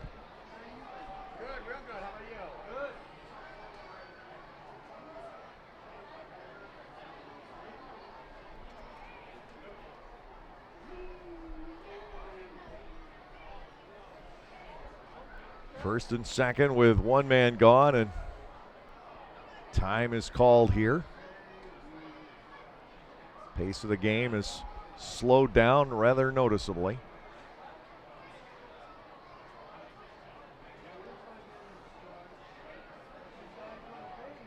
Echemendia delivers.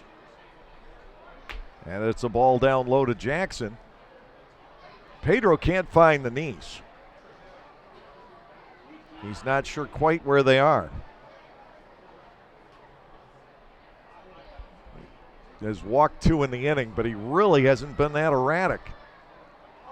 1-0 now on Jackson. This is taken to right field and hit pretty well. Terdoslavich going back, and Joe on the warning track makes the catch. He then slips and falls, but the runners were headed back to their previous bases, and no harm done.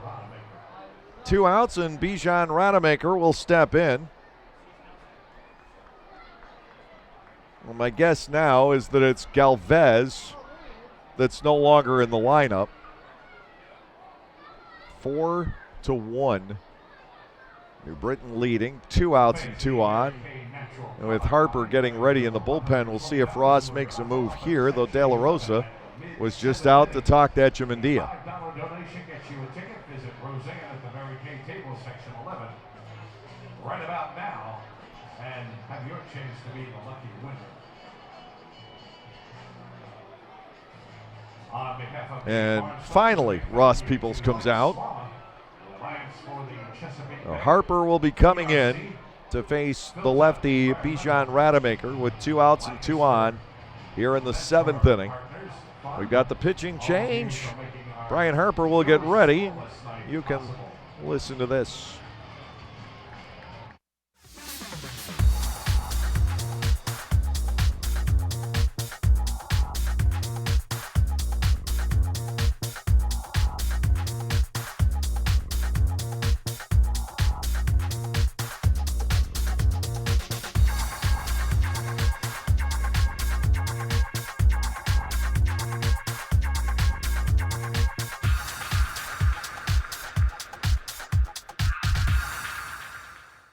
Localflavor.com, local flavor, localflavor.com, local flavor.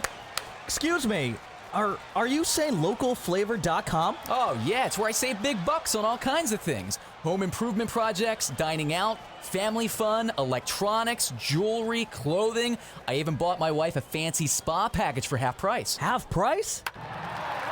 Yep, you know all the deals you find in Clipper Magazine. I love Clipper Magazine. Well, they're all on localflavor.com too. And you can get them right on your phone thanks to localflavor.com's mobile app. Here, take a look.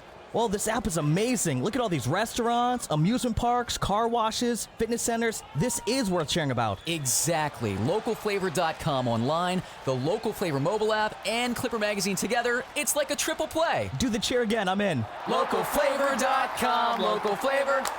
Come on, everybody! Localflavor.com. Local Flavor.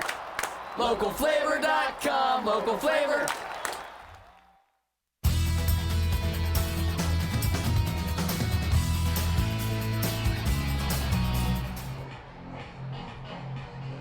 Bijan Rademacher bunted for a pair of base hits, including for one last inning off of Nate Reed.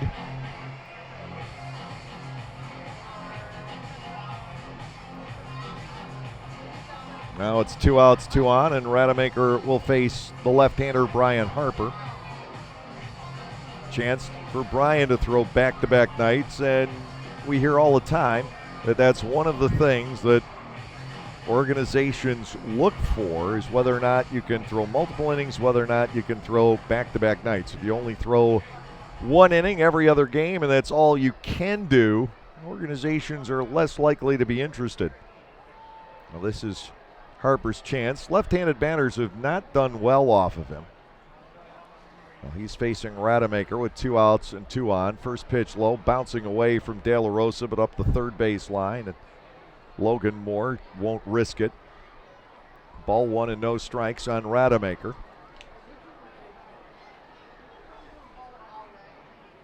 Jason Rogers, the first baseman, is the on-deck hitter. Harper really has had an up-and-down year. He has had nights where he's looked like he looked last night. Overall, he is 0-4 with a 4.97 ERA. 1 ball, no strikes, 2 outs, 2 on. Rademacher looks at a big swinging breaking ball. It gets back to the inside corner, strike 1. Echemendia walks 2, gets a couple of flyouts to right field here in the 7th inning.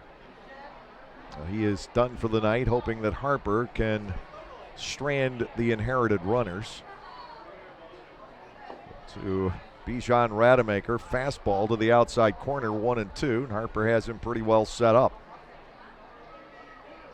Long Island continues to lead Somerset 2-0 in the 6th inning. Southern Maryland and York all tied at 4 in the 6th. Sugar Land owns a 3-1 lead over High Point in the 3rd inning.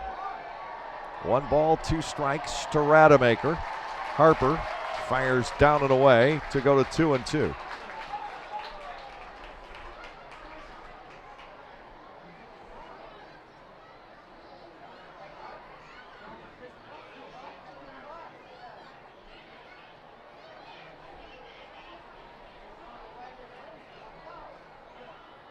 Mercedes swung into the hole on the right side.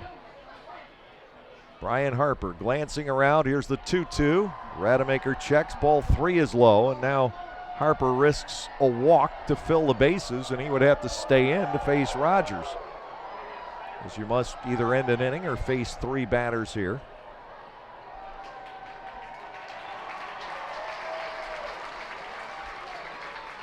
Three balls, 2 strikes. The runners will be taking off. Moore from second, Ford from first. Big pitch here in the 7th inning if the Barnstormers are to keep close. 3-2 to Rademacher. Harper to the plate, and it's spoiled. We will continue at 3 balls and 2 strikes. Ralph Wilhelm spelling call. Ralph Wilhelm today. All your gutter and leaf protection needs. Moore and Ford reset.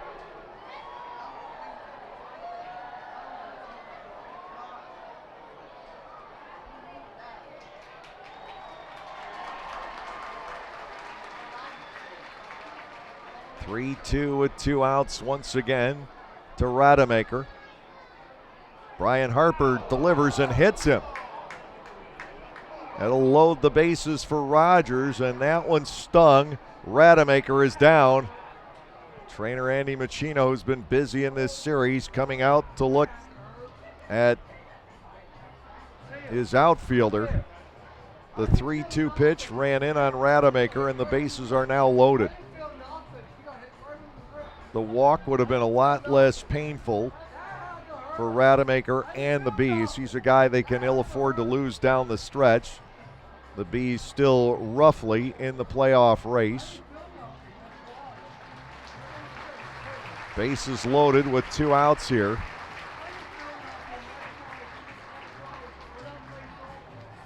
Machino and Rademacher walking down the first base line together. I thought initially they were headed to the clubhouse, but now indications are more that Rademacher may try to stay in the game. Jason Rogers will come to the plate. In another piece of good news, it looks like there's a very good chance that Hurricane Dorian will never make landfall in the United States. Perhaps it'll clip the Outer Banks, but it's turning away from Florida, they think. Well, that is terrific news. They shut down both the Gulf Coast League and the Florida State League for the year, with the thought that Florida was going to take a direct hit right on the Atlantic coast. It's a scary storm, a strong Category 4. Bases loaded. Rogers ground ball to the shortstop. Martinez will feed Mercedes, and Harper has gotten out of the inning 6-4 on the force out. No runs, no hits, no errors, and the Bees leave 3. That was a huge out for the Barnstormers. We'll go to the stretch, 4-1 New Britain.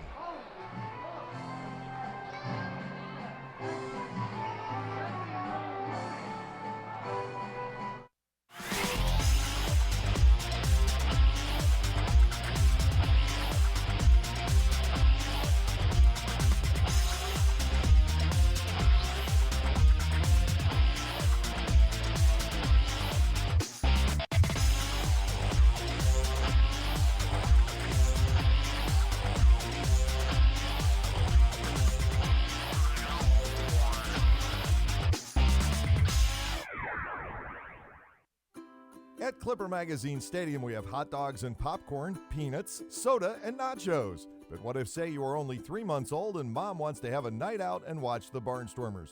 Well, thanks to May Grant Obstetrics and Gynecology, the littlest of Stormer fans now have a place to go for dinner during the game.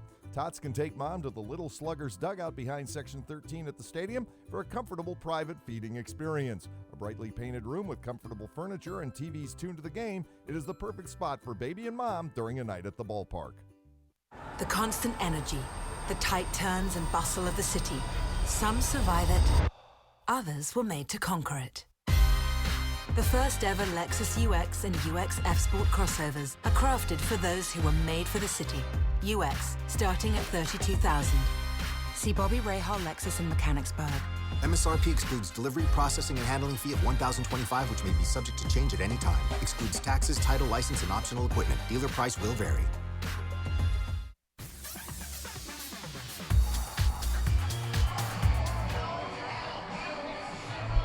And now we know for sure, Collier in left, Rademacher in right. Galvez is out of the game. His turn at the plate will come up in the 8th inning. And we'll anticipate seeing Collier there. Meanwhile, Casey Hobson leads off the bottom of the 7th against Devin Burke, who's working on a 2-hitter. The line, Burke to Hobson, and the first delivery is there. Strike 1 called. Casey has flied to center and walked here tonight. Burke back into the motion. Hobson, good looking swing, but he fouled it straight back. It's 0-2. Mercedes and Torrance following in the 7th. Lancaster down by 3 and trying to find a way to mount a comeback.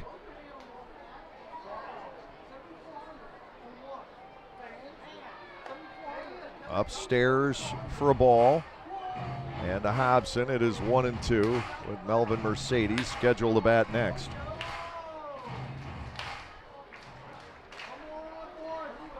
Burke into his motion. Hobson checks and ball 2 misses. 2 balls, 2 strikes.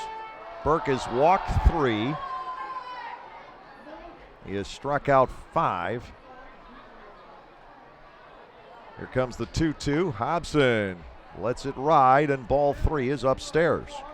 Filling the count, leadoff walk would come in handy.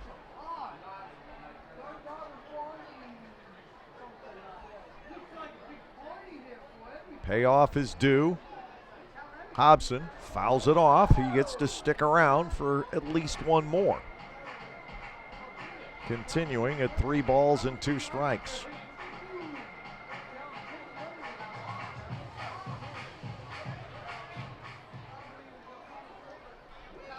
Devin Burke, right-hander from Connecticut, delivers, and that is ball 4 inside. Hobson picks up the leadoff walk. That is a beginning. The 4th given up by Burke in the game. It'll bring on Mercedes. Melvin has pulled 2 ground balls to the right side, 0 for 2. Lancaster does have Destin Hood somewhere on the bench if they need a rocket late in the game, although Destin has not had much success pinch hitting. To Mercedes, first pitch across for a strike. Burke unfazed by the leadoff walk, gets ahead 0-1.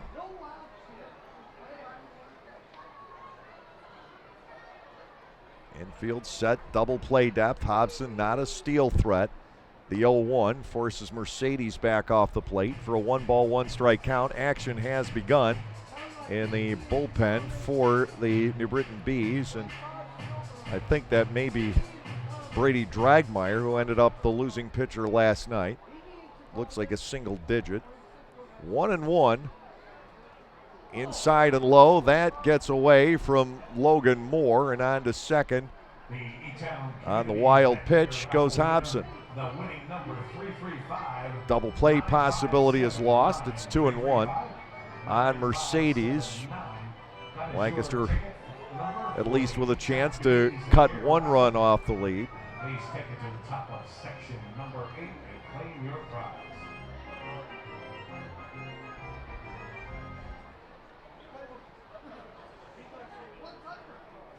Two balls and a strike to Mercedes. Hobson leading from second. The pitch, Mercedes hits a high fly ball right field. Back on it goes Rademacher, looking up, and the walls will not contain it. Melvin Mercedes, his first home run as a Barnstormer, and it's 4-3. Melvin not known for much in the way of power, but able to get it up onto the porch here and make this a 1-run ball game. Devon Torrance will come to the plate, but not before Morogazo reaches the mound to lift Devin Burke, who has been victimized by the long ball here in the last 2 innings. Mercedes goes deep. The Barnstormers get the start of 7th inning all over again against Dragmeyer coming on out of the bullpen. Well, that is it for Devin Burke. He still gets to record a quality start tonight, but he needs to rely on his bullpen to get the victory for him, as Lancaster has narrowed the gap greatly. With the pitching change in the works, let's take a break. We'll pause for these messages.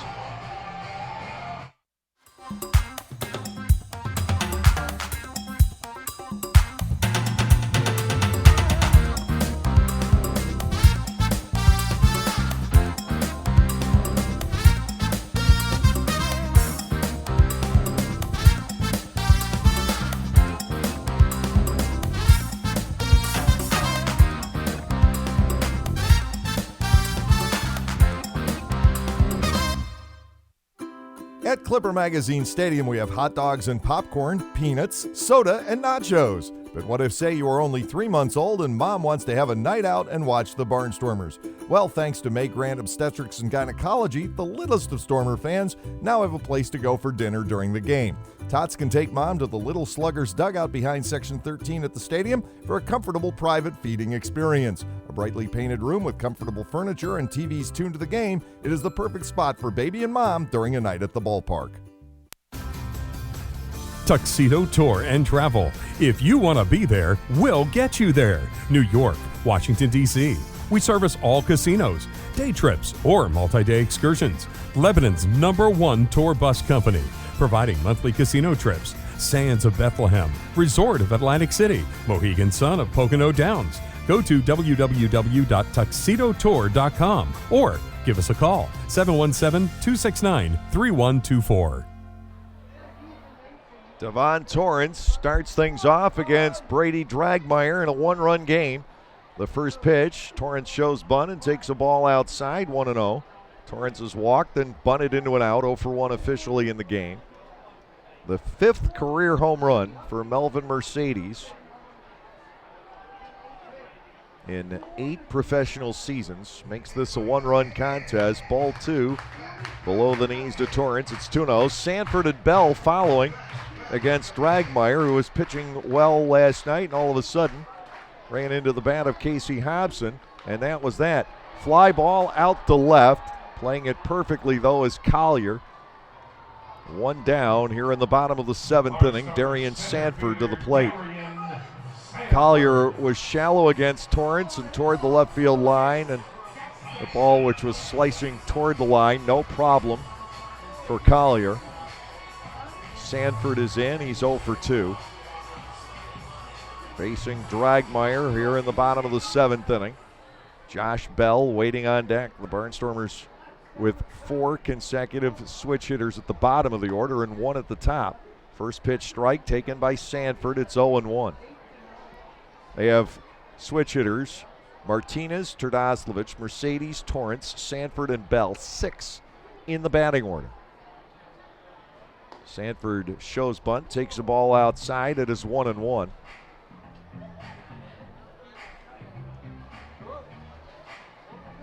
Dragmeyer, the second straight right-hander the Barnstormers face in the game tonight.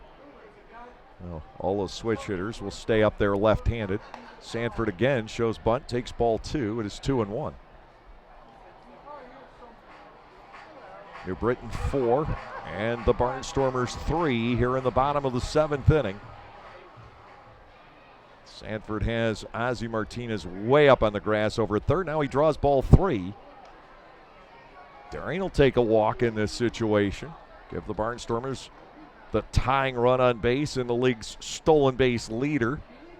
That's an enviable position. Dragmeyer comes back. Here's the 3-1. A second strike in at the knees. Sanford not pleased with the rendering, and it's 3-2.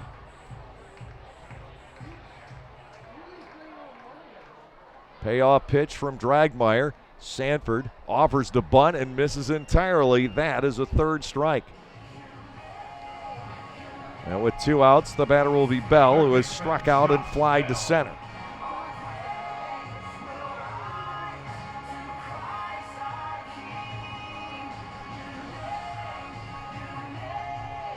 Dragmeyer has come on and cooled off the Barnstormers for now.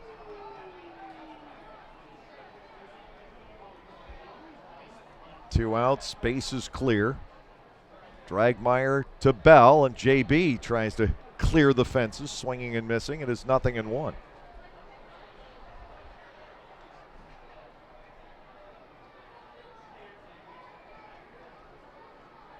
Next delivery is across for a second strike. It's 0-2. Dragmeyer really has taken this ball game into his hands here in the 7th inning. 0-2 on Bell. Tapped foul and held by Moore. Brady Dragmeyer shuts down the Barnstormers quickly in the bottom of the 7th. Lancaster gets closer. 2 runs on the home run by Mercedes. 1 hit, no errors, nobody left. We're done with 7. New Britain leading 4-3.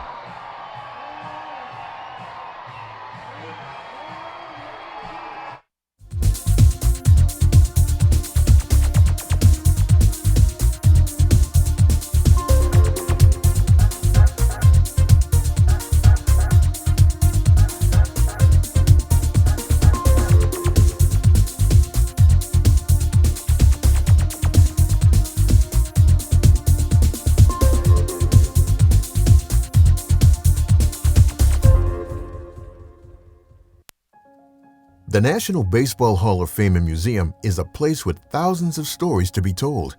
It's a place to relive baseball's greatest moments and share them with future generations. It's a place to experience the game and how it has shaped our history. Cooperstown is a destination with something for the entire family. Our stories to tell, your memories to share. Plan your trip to the National Baseball Hall of Fame and Museum in Cooperstown at baseballhall.org. Enjoy baseball and stay in shape. The Lancaster Barnstormers have a great package for our more experienced fans to do both. The Silver Stormers package is open to all fans 55 and above. Get a ticket to all Tuesday home games. Take a walk around our beautiful stadium during the day on Mondays, Wednesdays, and Fridays. And get a Silver Stormers t-shirt to sport to all of these events. The Silver Stormers is presented by A&E Audiology and Hearing Aid Center. Sign up today at the stadium or at LancasterBarnstormers.com.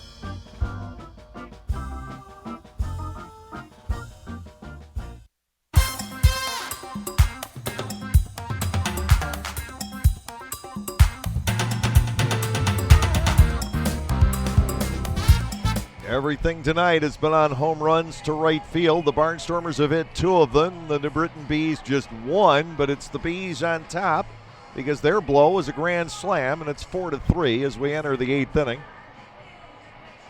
Brian Harper goes to work on Mike Karp, who hit that grand slam off a lefty back in the 6th inning. Harper into his motion, and Karp will look at strike 1 on the fastball. Zach Collier on deck, and then Ozzie Martinez. Lancaster will get a right-hander ready in the bullpen, but you've got 2 lefties to get through, and Harper has to face 2 batters anyway. High pop-up foul out of play. Karp is in at 0-2. And Nate Reed had gotten ahead in the count on that at-bat against Karp back in the 6th inning, but couldn't finish him off, and the result was as disastrous as you can get. Reed had a shutout working up until that moment.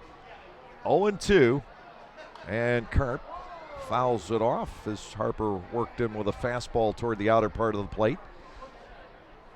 No balls, 2 strikes. The right-hander throwing in the bullpen for the Barnstormers is Logan Sawyer.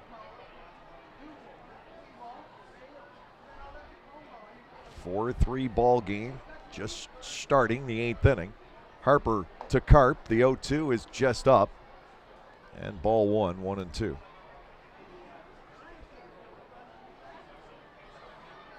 Lancaster certainly has battled back to make it interesting. Solo shot for Gindel, 2-run homer for Mercedes, and the top of the order up in the lower half of this inning. 1-2, Karp tries to hold on the swing and does. The pitch bounced outside and low. 2 balls and 2 strikes. Lancaster trying for a 3rd consecutive victory. And these mini winning streaks have been hard to come by. We mentioned 4 in a row. July 21-25.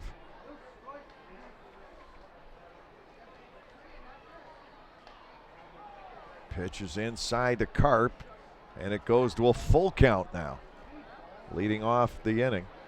And Lancaster won 3 in a row, June 1st to 4th. Against Southern Maryland and Sugar Land. That has been it. Payoff pitch is on the way to Karp, and it's popped up behind the plate. De La Rosa has no chance at it. Up to the upper level of the stadium. We continue with a count of 3 balls and 2 strikes.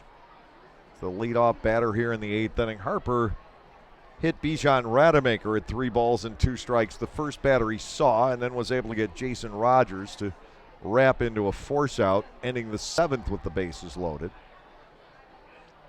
3-2 again to Karp. Harper ready to go, and that is strike 3 on the inside corner. 6th strikeout recorded by Lancaster pitching tonight. 4 have been called, and Karp takes a swipe at the eye in the sky. 1 out. Zach Collier comes to the plate.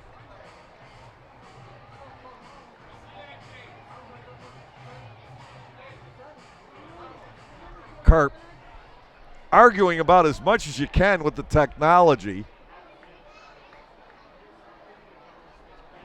Here's Collier batting for the first time in the game. Breaking ball from Harper stays inside. Ball 1-0. And what are you going to do? The eye in the sky says it's a strike, and everybody's obligated to go with it. And there's a very good chance that it was. Swing and a miss, it's 1-1. Everybody following these games has been trained for so long, and I'm no exception to this, to what umpires usually call and what they don't. And the strike zone is going to be different with this technology.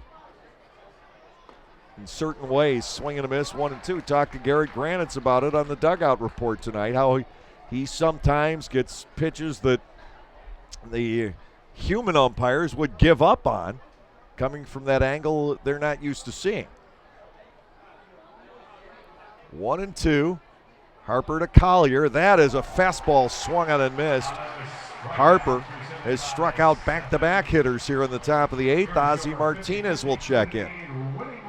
Michael Martinez, Caleb Gindel, and Joe Terdoslavich scheduled in the bottom half of the 8th. Lancaster needs to make up one more run to tie and 2 to surpass the New Britain Bees here tonight. It'd be a great win if the Barnstormers can pull this off. Harper to Martinez, and a soft line drive pulled to left. Michael Martinez does everything to try and pull it in. He didn't get all that close. And Ozzie Martinez aboard with a 2-out single. 9 hits for the Bees. Logan Moore will come to the plate. He is 0 for 2 with a walk. Catcher Logan Moore.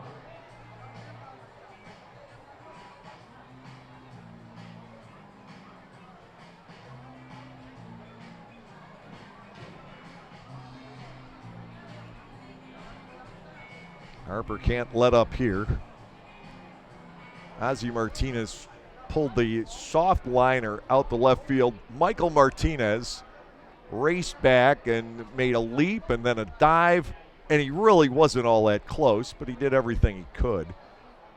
Moore stands in against Harper. The pitch is over but low, ball 1. Randall Moreno is on deck. Sawyer should be prepped down in the bullpen and ready to come on into the ball game. Throw to first base. Martinez is there.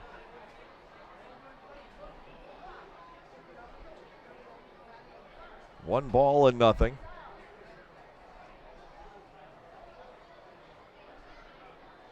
Ozzie Martinez stole his 4th base of the season, back in inning 5. Quicker throw to first base. And Ozzie Martinez back in once again.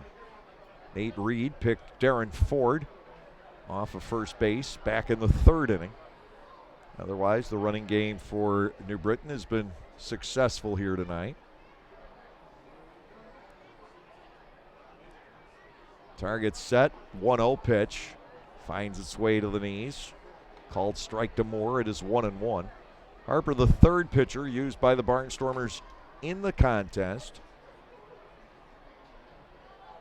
Echemendia walked 2 last inning. Harper hit a batter, got out of the bases loaded jam. Now he's allowed a 2-out single. 1-1 to Moore. Harper to the plate, and the breaking ball snaps low. 2 balls and a strike. No, not the incredible work we saw to the bullpen core last night. Again, if you throw in Chassin's 3 innings as the spot starter in game 2, 9 shutout innings for the bullpen core last night. 2-1 to Moore. Harper ready to go. That is off the outside corner in ball 3. And Harper did not seem terribly pleased with Stu on that pitch. Bullpen last night. 1 hit. A hit batter, 2 walks, 7 strikeouts. Tonight, not quite as crisp. 3-1. Moore will get ball 4 down low. Randall Moreno will come to the plate, switch hitter. The bullpen has allowed 5 base runners in the last 2 innings. You get Moreno. There's no harm done here. Martinez at second, Moore the runner at first base. A 1-run ball game, 4-3 New Britain in the top of the 8th. Darren Ford is the on-deck batter, so Harper likely done after Moreno one way or the other.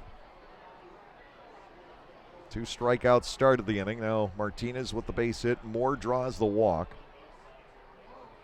Moreno stands in. He has flied out to every outfielder in the game. Looks at a strike here. It is 0-1. Couldn't get it by Torrance in the 3rd. Couldn't get it by Sanford in the 5th. And couldn't get it by Trdoslavich in the 7th. 1 strike to Rando Moreno. Martinez and Moore lead off their bags. Harper goes to work, and his breaking ball gets the outside edge. He's ahead, no balls and 2 strikes.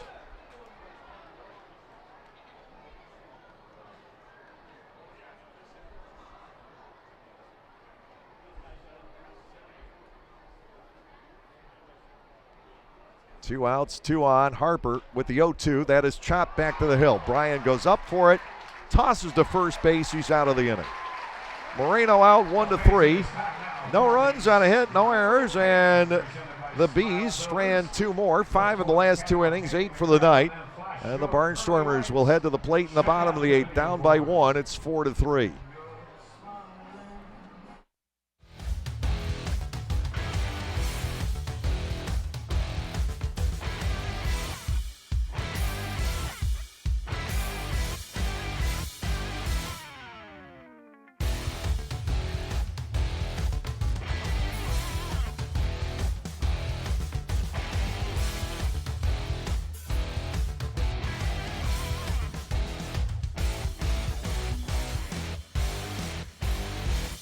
Lancaster Bible College has been around since 1933, but did you know that they offer degrees in much more than just Bible? LBC offers degrees in criminal justice, business, professional counseling, and more, as well as graduate and seminary degrees in areas like Christian care, chaplaincy, education, and leadership studies. To learn more about LBC and the programs they offer, visit lbc.edu. That's lbc.edu. Picking one thing over the other can be hard. Toast or avocado toast? Ooh, 4 or 5-inch heels. But with pick games from the Pennsylvania Lottery, drawn twice daily, picking's as easy as 2, 3, 4, or 5. Plus, add Wild Ball to any pick game for even more chances to win. It's simple. Hey, what'll it be? Give me a pick 2, please. Oh, and add Wild Ball. I'm feeling pretty lucky. Play pick games today from the Pennsylvania Lottery. Must be 18 or older. Please play responsibly. Benefits older Pennsylvanians every day.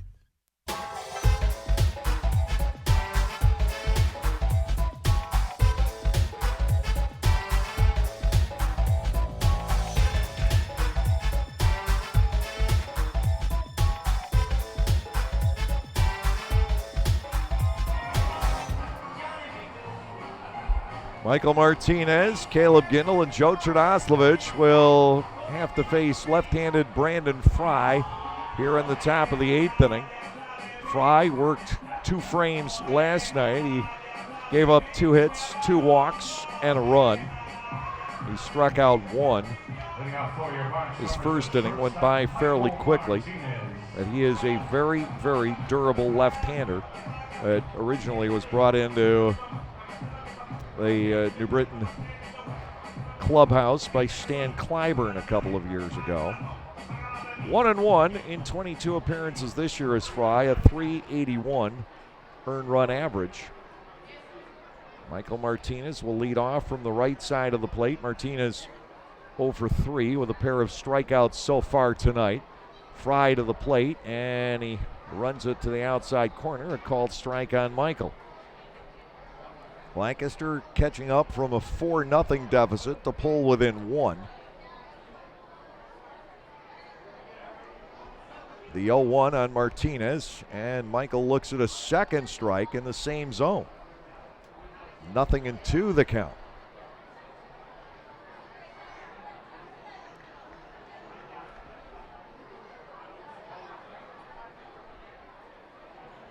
Left-hander ready to go. Fry misses the outside corner. You have to think within 10. 1 ball, 2 strikes.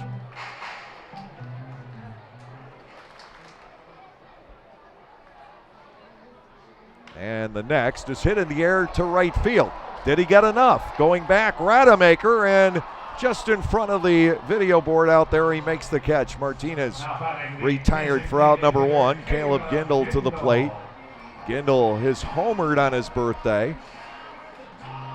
He joins the 20 home run club. 83 runs batted in. He stays ahead of Jason Rogers for second here in the Atlantic League. Brandon Fry in his 4th season with New Britain. He was in 67 games 2 years ago. For Stan Clyburn, only back for 5 appearances last year. Line to the right side. That heads to the corner. Chasing it down is Rademacher. Gindel will sprint for second. Rademacher's got a great arm. The throw not quite in time.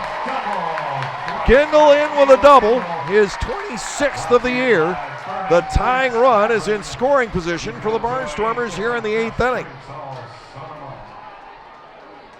And we're going to have a bit of a discussion. Mauro Gazzo out to have a word with David Snyder over the call at second base. Rademacher made it close. He seems to have one of the better outfield arms in this league.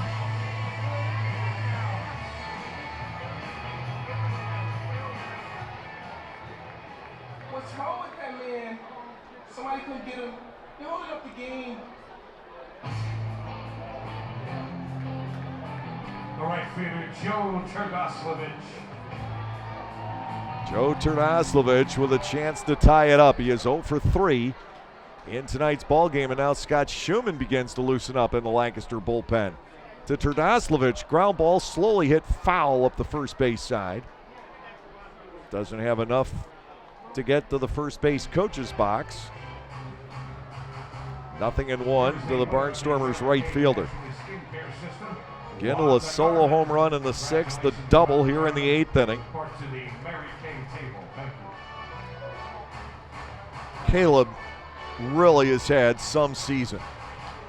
Turdoslavich batting, De La Rosa on deck. Tying run is in scoring position for the Lancaster Barnstormers. Brandon Fry works 0-1. Turdoslavich with a base hit into right field. Gindel will have to hold. He'll stop at third. Throw in, bounces away from the catcher Moore, and Turdoslavich picks it up and goes to second. A mistake and a little bit of lackadaisical play on the part of the New Britain Bees. There will be an error charged, to whom remains in doubt.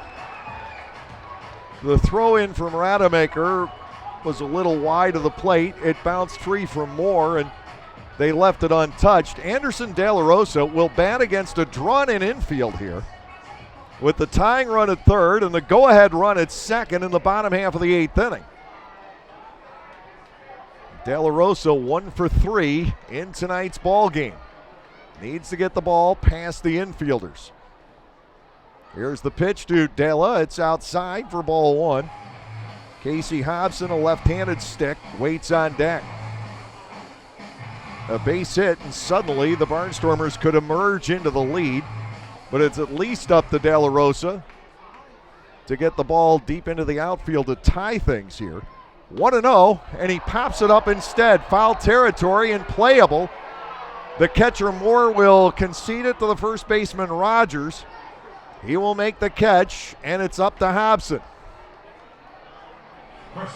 Anderson De La Rosa unable to come up with a clutch base hit, and Hobson will need to. 0 for 1 with 2 walks. He has scored a run here tonight.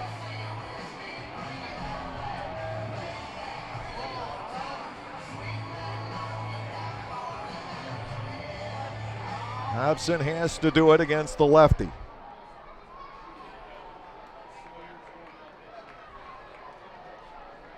On deck is the switch hitting Mercedes. Here's a pitch to Casey. Into the dirt for a ball. And a good take by the Barnstormer first baseman. 1 ball and no strikes.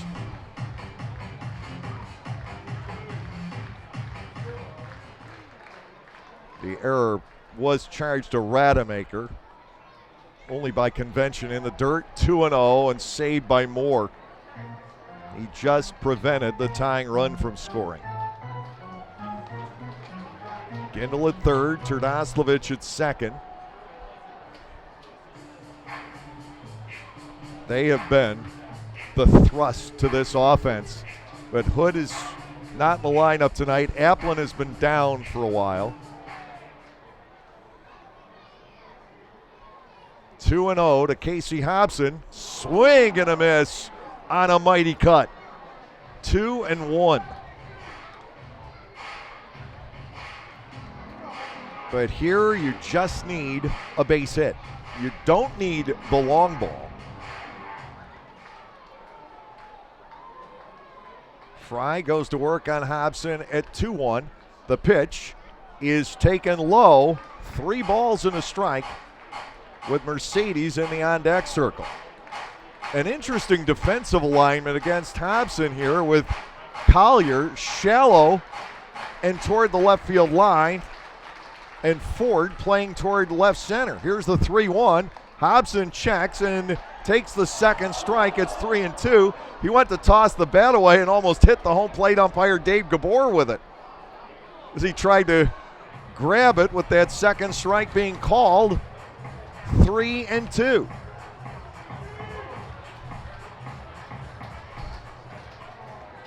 This is a big pitch.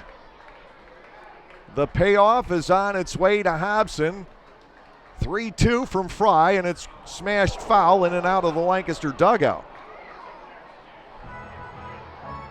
Almost got Ross. 4-3, New Britain leading. The Bees have out-hit the Barnstormers 9-5. Lancaster looking for a clutch hit out of Casey Hobson. Fry again ready, 3-2. Casey swings and misses at the breaking ball. And Fry is out of the inning. No runs, 2 hits, 1 error, and 2 men left on base. We'll head to the 9th. It's 4-3 New Britain. Is to treat each customer the way we would expect to be treated.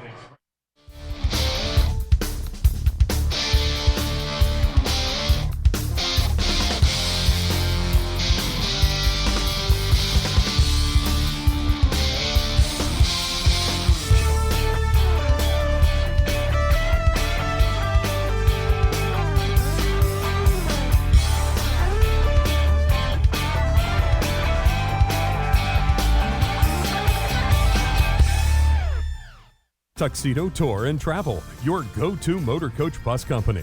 Supplying your motor coach needs from day trips to multi-day excursions. Trips to New York, Baltimore, Washington, D.C., San Francisco, and all points in between. We can provide you with an itinerary or fulfill all your trip's transportation needs. Providing casino trips monthly. Go to www.tuxedotour.com or give us a call at 717-269-3124. There's a new force in town. Know any young baseball fans? Make sure they're a part of the Storm Force Kids Club presented by Commonwealth Charter Academy. For only $25, kids receive 12 field box tickets. To go with the tickets, the Storm Force members will get a backpack, a t-shirt, an invitation to Silo's birthday party, and a chance to meet Barnstormer players over a bowl of ice cream, plus a lot more. What's better than that?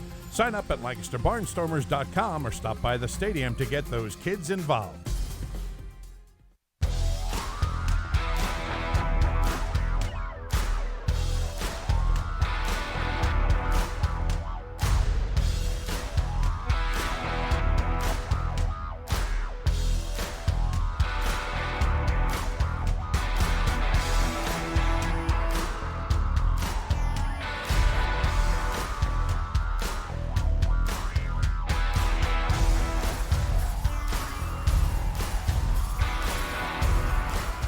Logan Sawyer picks up the game in the top of the 9th.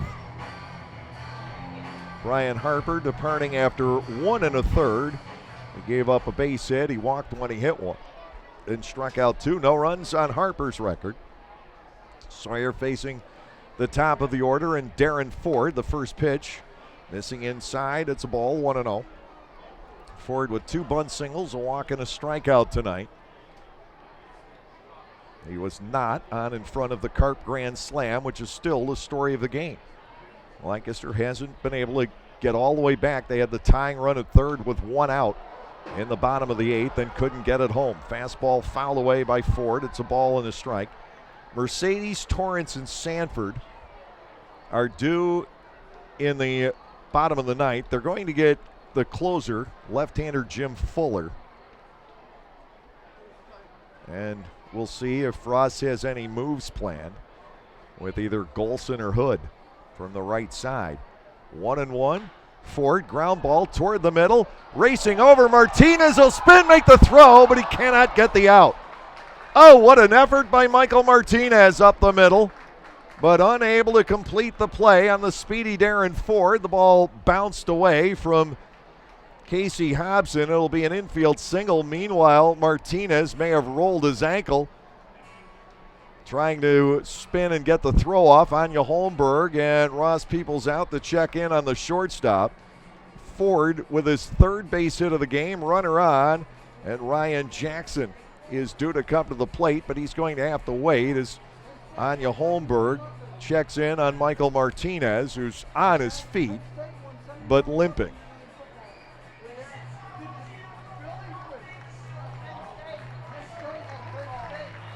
Martinez will stay out there. And the coaching staff heads back to shelter. Ryan Jackson in the batter's box. What an effort by Michael Martinez. Boy, he's been fun to watch at that shortstop position this year. You never know what kind of play he is going to come up with. He is tremendous to his left.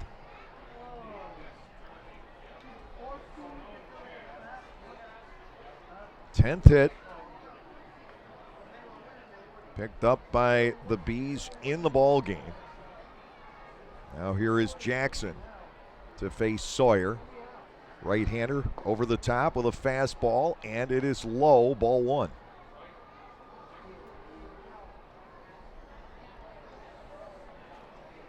Sawyer has had kind of an up and down season, but it started mostly down and has bounced back. 2-1, a 5.94 earned run average. The ball 1 pitch is drilled into the seats down the right field line, a foul ball.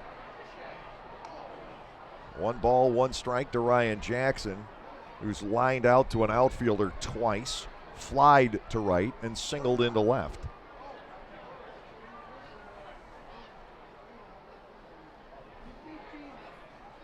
Barnstormers try to stay within a run. You're in the top of the 9th, even with the leadoff man having reached base. Ford's already stolen twice tonight. He'll stay put here, and Sawyer gets a strike in the zone. It's 1-2. Hard throwing Logan Sawyer, big fella, 6'5", and goes about 245, 250 out of Knoxville, Tennessee. His Vols lost today, and I'm sure that does not sit well with him. He was dressed all in Tennessee orange in the clubhouse earlier. 1 ball, 2 strikes. Infield looking to turn 2. Sawyer to Jackson, and that is cut on and fouled off. Still 1 ball, 2 strikes.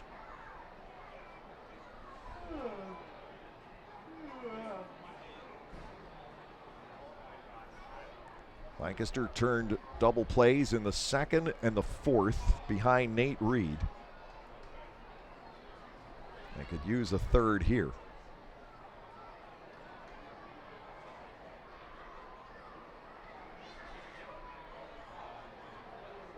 One-two pitch.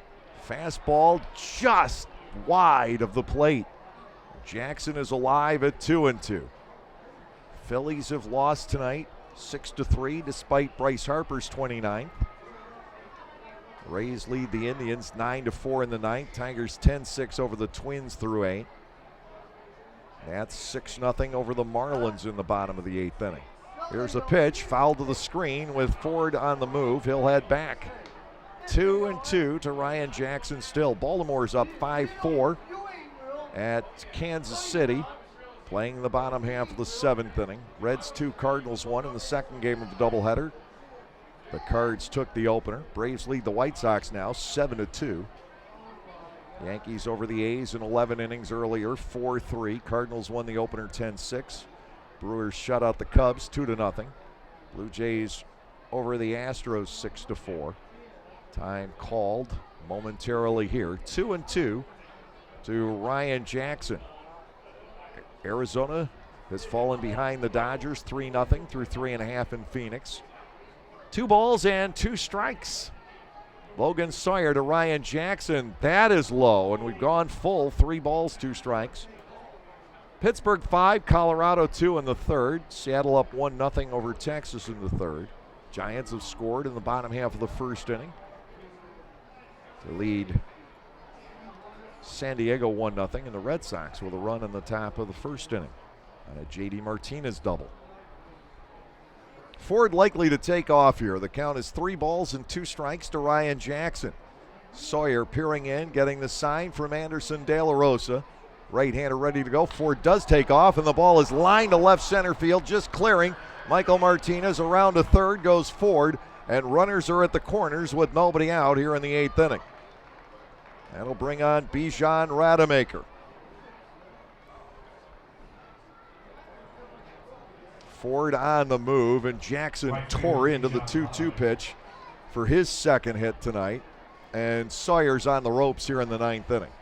Rademacher will come to the plate. He has 2 bunt singles. He's also been hit by a pitch. Lancaster trying to stay within 1. Matt Marksberry now will hurriedly get ready in the bullpen as you look down to the road and the possibility of Mike Karp stepping in a big situation. A couple batters forward. First things first, Sawyer has to contend with Rademacher. Ford at third, Jackson at first. Sawyer ready to go. Rademacher with a pop-up, but this is trouble. It is in shallow left field. Racing in is Torrance. He'll make the catch and go down to his knees. And tagging and heading home is Ford because Torrance lost his balance and Ford was waiting for just a moment like that. The first baseman, Jason Rogers. Sack fly and a short one for Bijan Rademacher.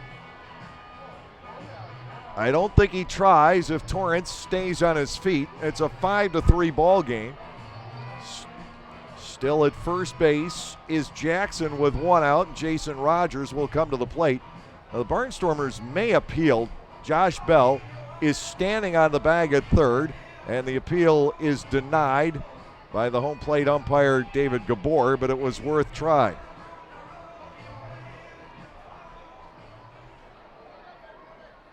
Lancaster, a few seasons back against Bridgeport, held on for a victory on such a play. As it was ruled, the base runner had left too soon from third, and it was the final out of the game. I think that was in 2014 against the Bluefish. Ball 1 is high to Jason Rogers. 1-0 on the first baseman. Rademacher drives in the run on the shallow fly ball to left. 1-0 to Rogers. Fastball is in. The strike taken. It's 1 apiece. Mike Karp is on deck, and I would imagine we'll see Matt Marksberry enter action. Now the Barnstormers would need to make up 2 runs in the bottom of the 9th inning, and that's if nothing else develops here. Darren Ford's speed has certainly played a role in this game, but really for the first time, I guess, in this inning, it's led to a run. Fastball at the knees. Rogers 1-2. If he's not in motion, he doesn't get the third on the Jackson base hit. And if he doesn't have the speed, they don't turn him loose on that shallow fly to left. That is a big insurance run here in this top of the 9th inning. Lancaster left the tying and lead runs in scoring position in the bottom of the 8th. Fouled away by Rogers. The count stays at 1-2. Presented by Ralph Wilhelm fouling call. Ralph Wilhelm today for all your gutter and leak protection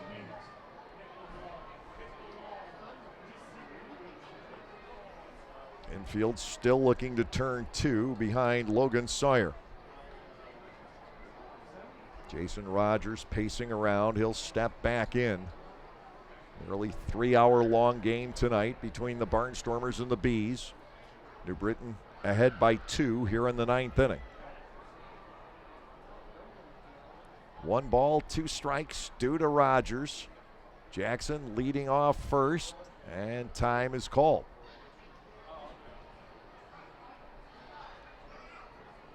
Crowd tonight announced at 7410, which is a high for the season.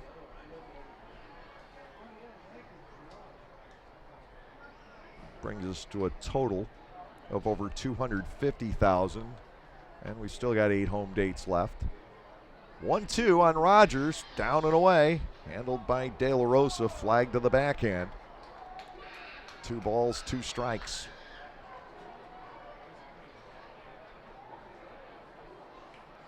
And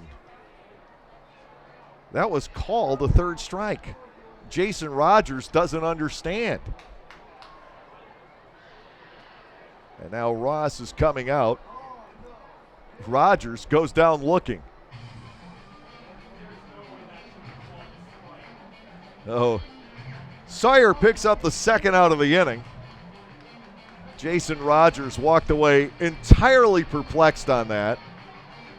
Now Marksbury will come in to face Karp in a 5-3 ball game. We'll take a break and pause for this.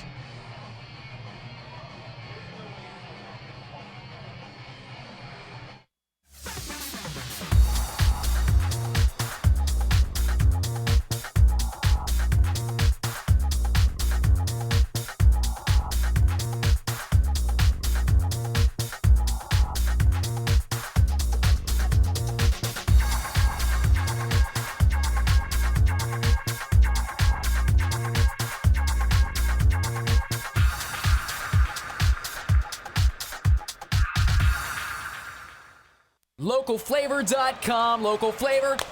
LocalFlavor.com, local flavor.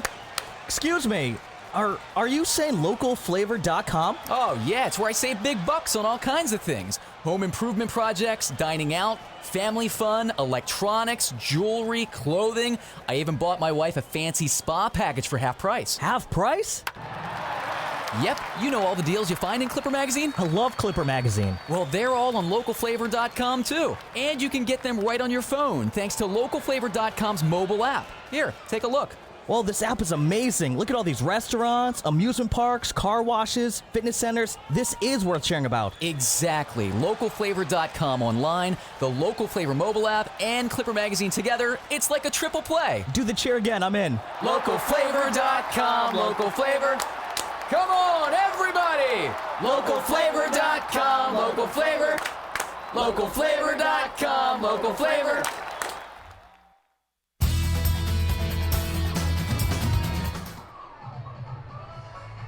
Two outs, 2 on. And Matt Marksbury is summoned to face Mike Karp. In the top of the 9th, Lancaster down by 2. Mercedes, Torrance, and Sanford scheduled in the bottom of the 9th inning with the possibility of some guys off the bench. You've got Golson, you've got Hood, you've got Morin, but that's less likely since the left-hander Jim Fuller would be the guy coming in.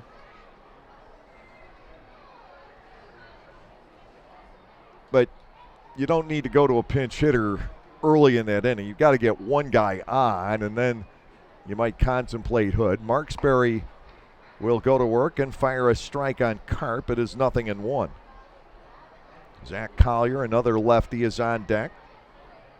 Ryan Jackson, the runner at first base with 2 outs here in the 9th inning. Sawyer's given up a run but gets a strikeout. And the pitch line past Hobson, a base hit into right. Around to third will go Jackson on the Karp single, whistled into right field. And now it is 1st and 3rd. I was just about to say that if it hadn't been for the misstep by Torrance in left field, the Barnstormers would have a chance to get out of this inning without a run after 1st and 3rd with 2 outs, but that just negated it. 1st and 3rd originally with nobody out. Now it's 1st and 3rd with 2 gone for Collier, who struck out against Harper back in the 8th inning. Facing another lefty here in the 9th.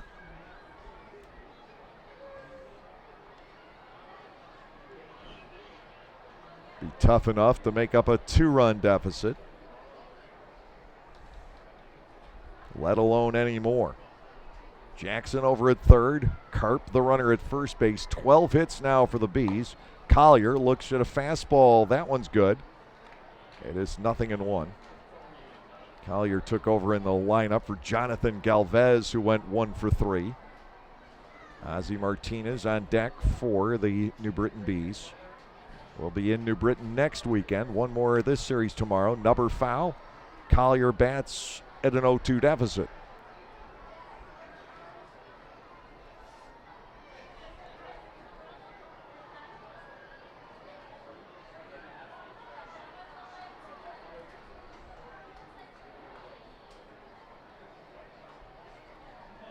Two strikes to Zach Collier. Here's the pitch. He got him. Mark Sperry with a 3-pitch strikeout of Collier to close out the top of the 9th, but it is 1 run, 3 hits with no errors, 2 left for the New Britain Bees. We're on our way to the bottom of the 9th. The Barnstormers will need 2. It's New Britain 5 and Lancaster 3.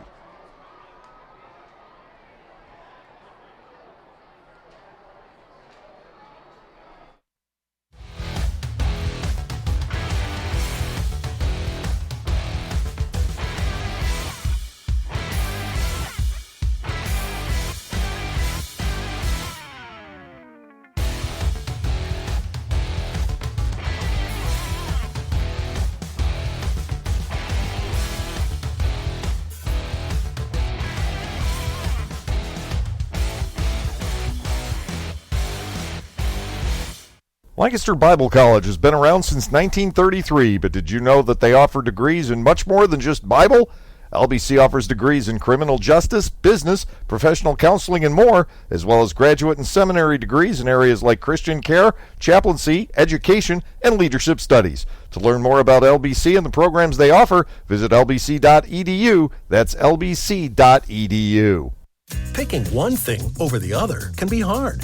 Toast or avocado toast? Ooh, 4 or 5-inch heels. But with pick games from the Pennsylvania Lottery, drawn twice daily, picking's as easy as 2, 3, 4, or 5. Plus, add Wild Ball to any pick game for even more chances to win. It's simple. Hey, what'll it be? Give me a pick 2, please. Oh, and add Wild Ball. I'm feeling pretty lucky. Play pick games today from the Pennsylvania Lottery. Must be 18 or older. Please play responsibly. Benefits older Pennsylvanians every day.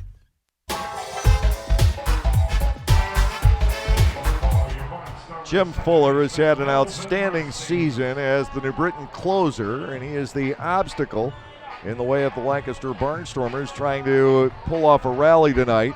Lancaster was down 4-0 after a Mike Karp grand slam back in the 6th inning, and then with a couple of home runs of their own, the Barnstormers got within 1, but they now are down 2. Melvin Mercedes stands in as a right-handed batter against Fuller. Brandon Fry held the lead in the 8th inning despite allowing a couple of base hits. He was able to wiggle out of the jam. Fuller's first pitch was a strike on the outside corner to Mercedes. It is 0-1. Fuller 5-2 with 18 saves and a 1.24 earned run average. Back to work on Mercedes. Fastball is outside, 1-1. Torrance remains in the on-deck circle. Fuller's allowed only 26 hits, 13 walks. He has struck out 55 in 51 innings of work, numbers that to some extent mirror what Scott Schumann did last year. Hopper to the second baseman. Handled easily by Moreno. Mercedes is retired. That's 1 out. Here in the bottom of the 9th inning, Devon Torrance comes to the plate. He is 0 for 2 with a walk.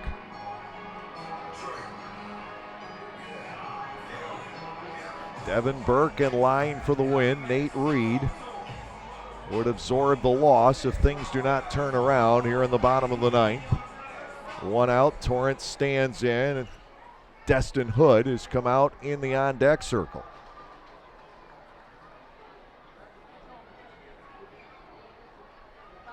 First pitch to Torrance, high and outside for a ball, 1-0. Now, my thinking is this. Hood's in the on-deck circle, but you only use him if Torrance reaches base. 1-0. Fuller to Torrance, and it lights up the outside corner. The strike is taken. It is 1-1. As a right-handed batter, I think Sanford is as likely to get on as Hood. And then you save Hood maybe for down the road. But that run doesn't really matter. Ball 2 inside and low to Torrance. 2 balls and a strike. Now, if Torrance reaches base here, absolutely you go to Hood. No questions about that. You need the power to try and tie it up.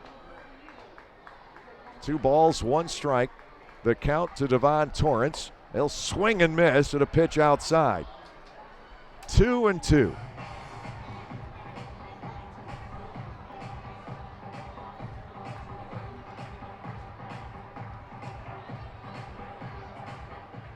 Defense straight away. Fuller goes to work on Devon Torrance. He tries outside again. This time Devon lays off. The count full, 3-2. Jim Fuller from Vermont, 5'10", 190 pounds, 32 years of age. He's been good as gold for Goose Gazzo this year. 3 balls, 2 strikes to Torrance, just trying to get on base. Fuller ready to go. The payoff pitch, swing and a miss, and that looked out of the zone as well. A strikeout for Fuller, and Destin Hood will still step in. He is the final hope for the Barnstormers here tonight. Hood will pinch hit. Destin unsuccessful as a pinch hitter so far this year. Josh Bell, the on-deck hitter for the Barnstormers. Fuller needs 1 more out to shut it down tonight. Destin Hood doubled in each end of the twin bill last night. Here's the motion, Fuller's pitch. That is outside for a ball, 1-0.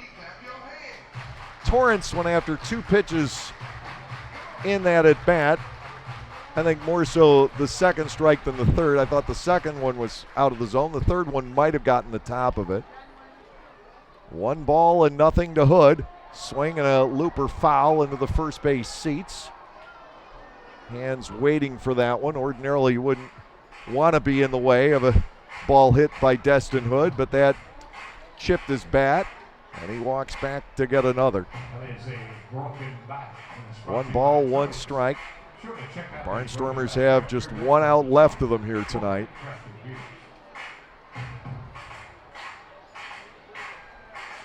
They trail by 2.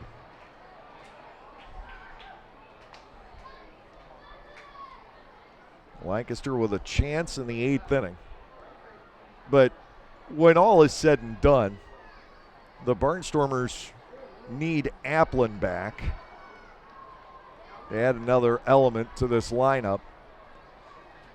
1-1. Hood fouls that back. Pretty good looking swing, but Jim Fuller is now a strike away from ending it. Applin has not played since a week ago last night. He's been a terrific hitter for this ball club and a very fine outfielder. To Hood, 1-2, Fuller to the plate, and that is chased, and the ball game is over. 1-2-3 go the Barnstormers here in the bottom half of the 9th inning. We'll be back with the wrap-up show coming your way next. Our final score, the New Britain Bees 5 and the Lancaster Barnstormers 3. Lost to Nate Reed, he is 4-3. A save to Jim Fuller, number 19.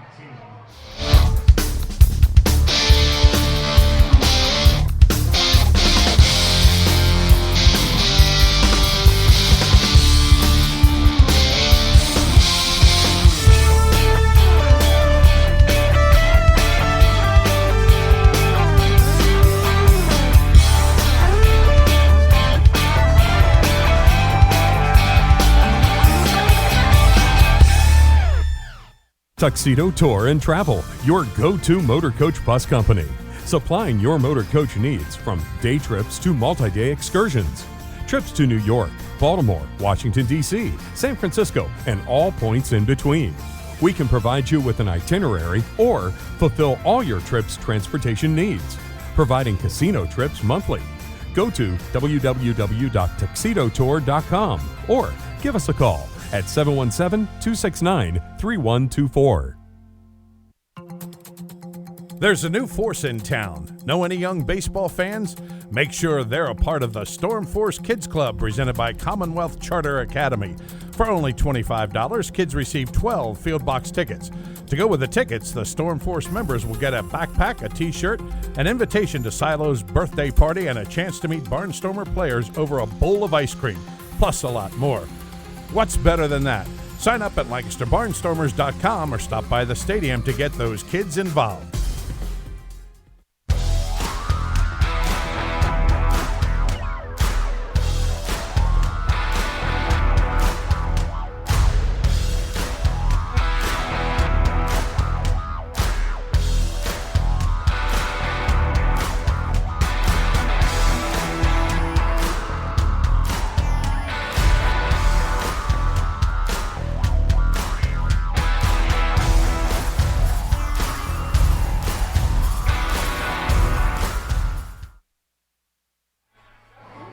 Barnstormers fall 5-3 tonight and cannot sustain a winning streak.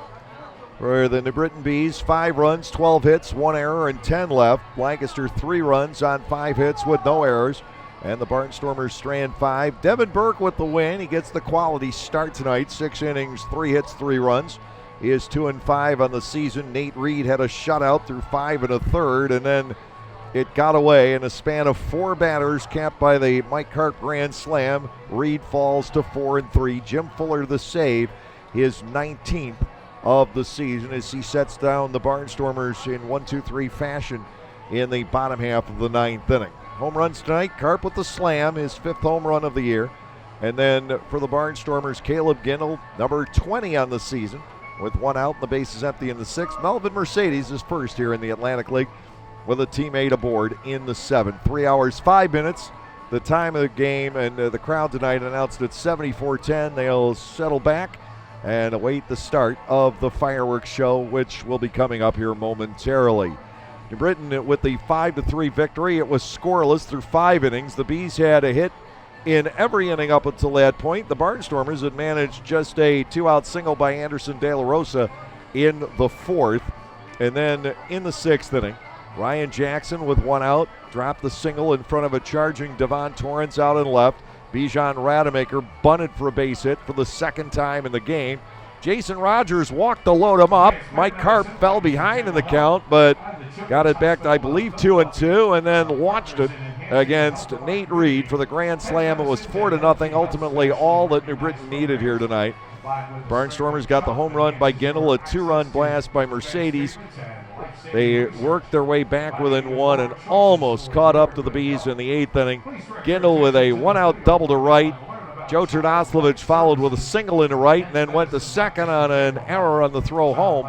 It was 2nd and 3rd with 1 out. Lancaster could not capitalize on the opportunity. Brandon Fry worked through Anderson De La Rosa and Casey Hobson to get out of the jam. And then the shallow sac fly by Rademacher in the top of the 9th scored Darren Ford with the insurance run. New Britain winning here by the score of 5-3. Elsewhere in the Atlantic League tonight, it is final at Long Island as Brandon Beachy got the shutout started, 3-0. The Ducks over the Somerset Patriots. In the top of the 9th at Regency Furniture Stadium, the York Revolution and Southern Maryland Blue Crabs are tied at 4. And in the 6th inning, Sugar Land leads High Point 4-1 down at Constellation Field. On the big league scoreboard tonight, the Phillies have dropped a 6-3 decision to the New York Mets and Steven Matz. Tampa Bay 9-6 over Cleveland. That is now final, as the race for the wild card spot in the American League gets even crazier. Detroit held off a late charge by Minnesota. The Tigers winning 10-7 this evening. Minnesota with another huge game in the home run department. The Twins hit 6.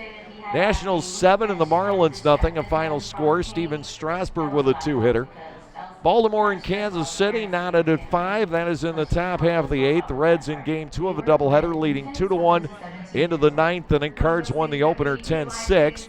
7-2 Atlanta over Chicago. The White Sox, to be specific, bottom of the 5th inning. The Yankees 4-3 over Oakland in 11 earlier today. Milwaukee shut out the Cubs 2-0. 6-4. The Toronto Blue Jays over the Houston Astros. Arizona's caught up to the Dodgers 3-all. Top half of the 5th inning in the desert. Pittsburgh 7-3 over the Rockies at the end of 4. Seattle and Texas 1-1, bottom of the 4th inning. San Francisco with a 1-0 lead over San Diego in the top half of the 3rd. The Red Sox lead the LA Angels 1-0 in the bottom half of the 1st inning. We'll have game 4 and the finale of this series coming up tomorrow afternoon. Rainey Lara with a record of 6-10 against Jared Lakend, who is 6-6. We'll have it for you, beginning with the Gockenauer Home Appliances Dugout Report at 12:45. The play-by-play action will follow.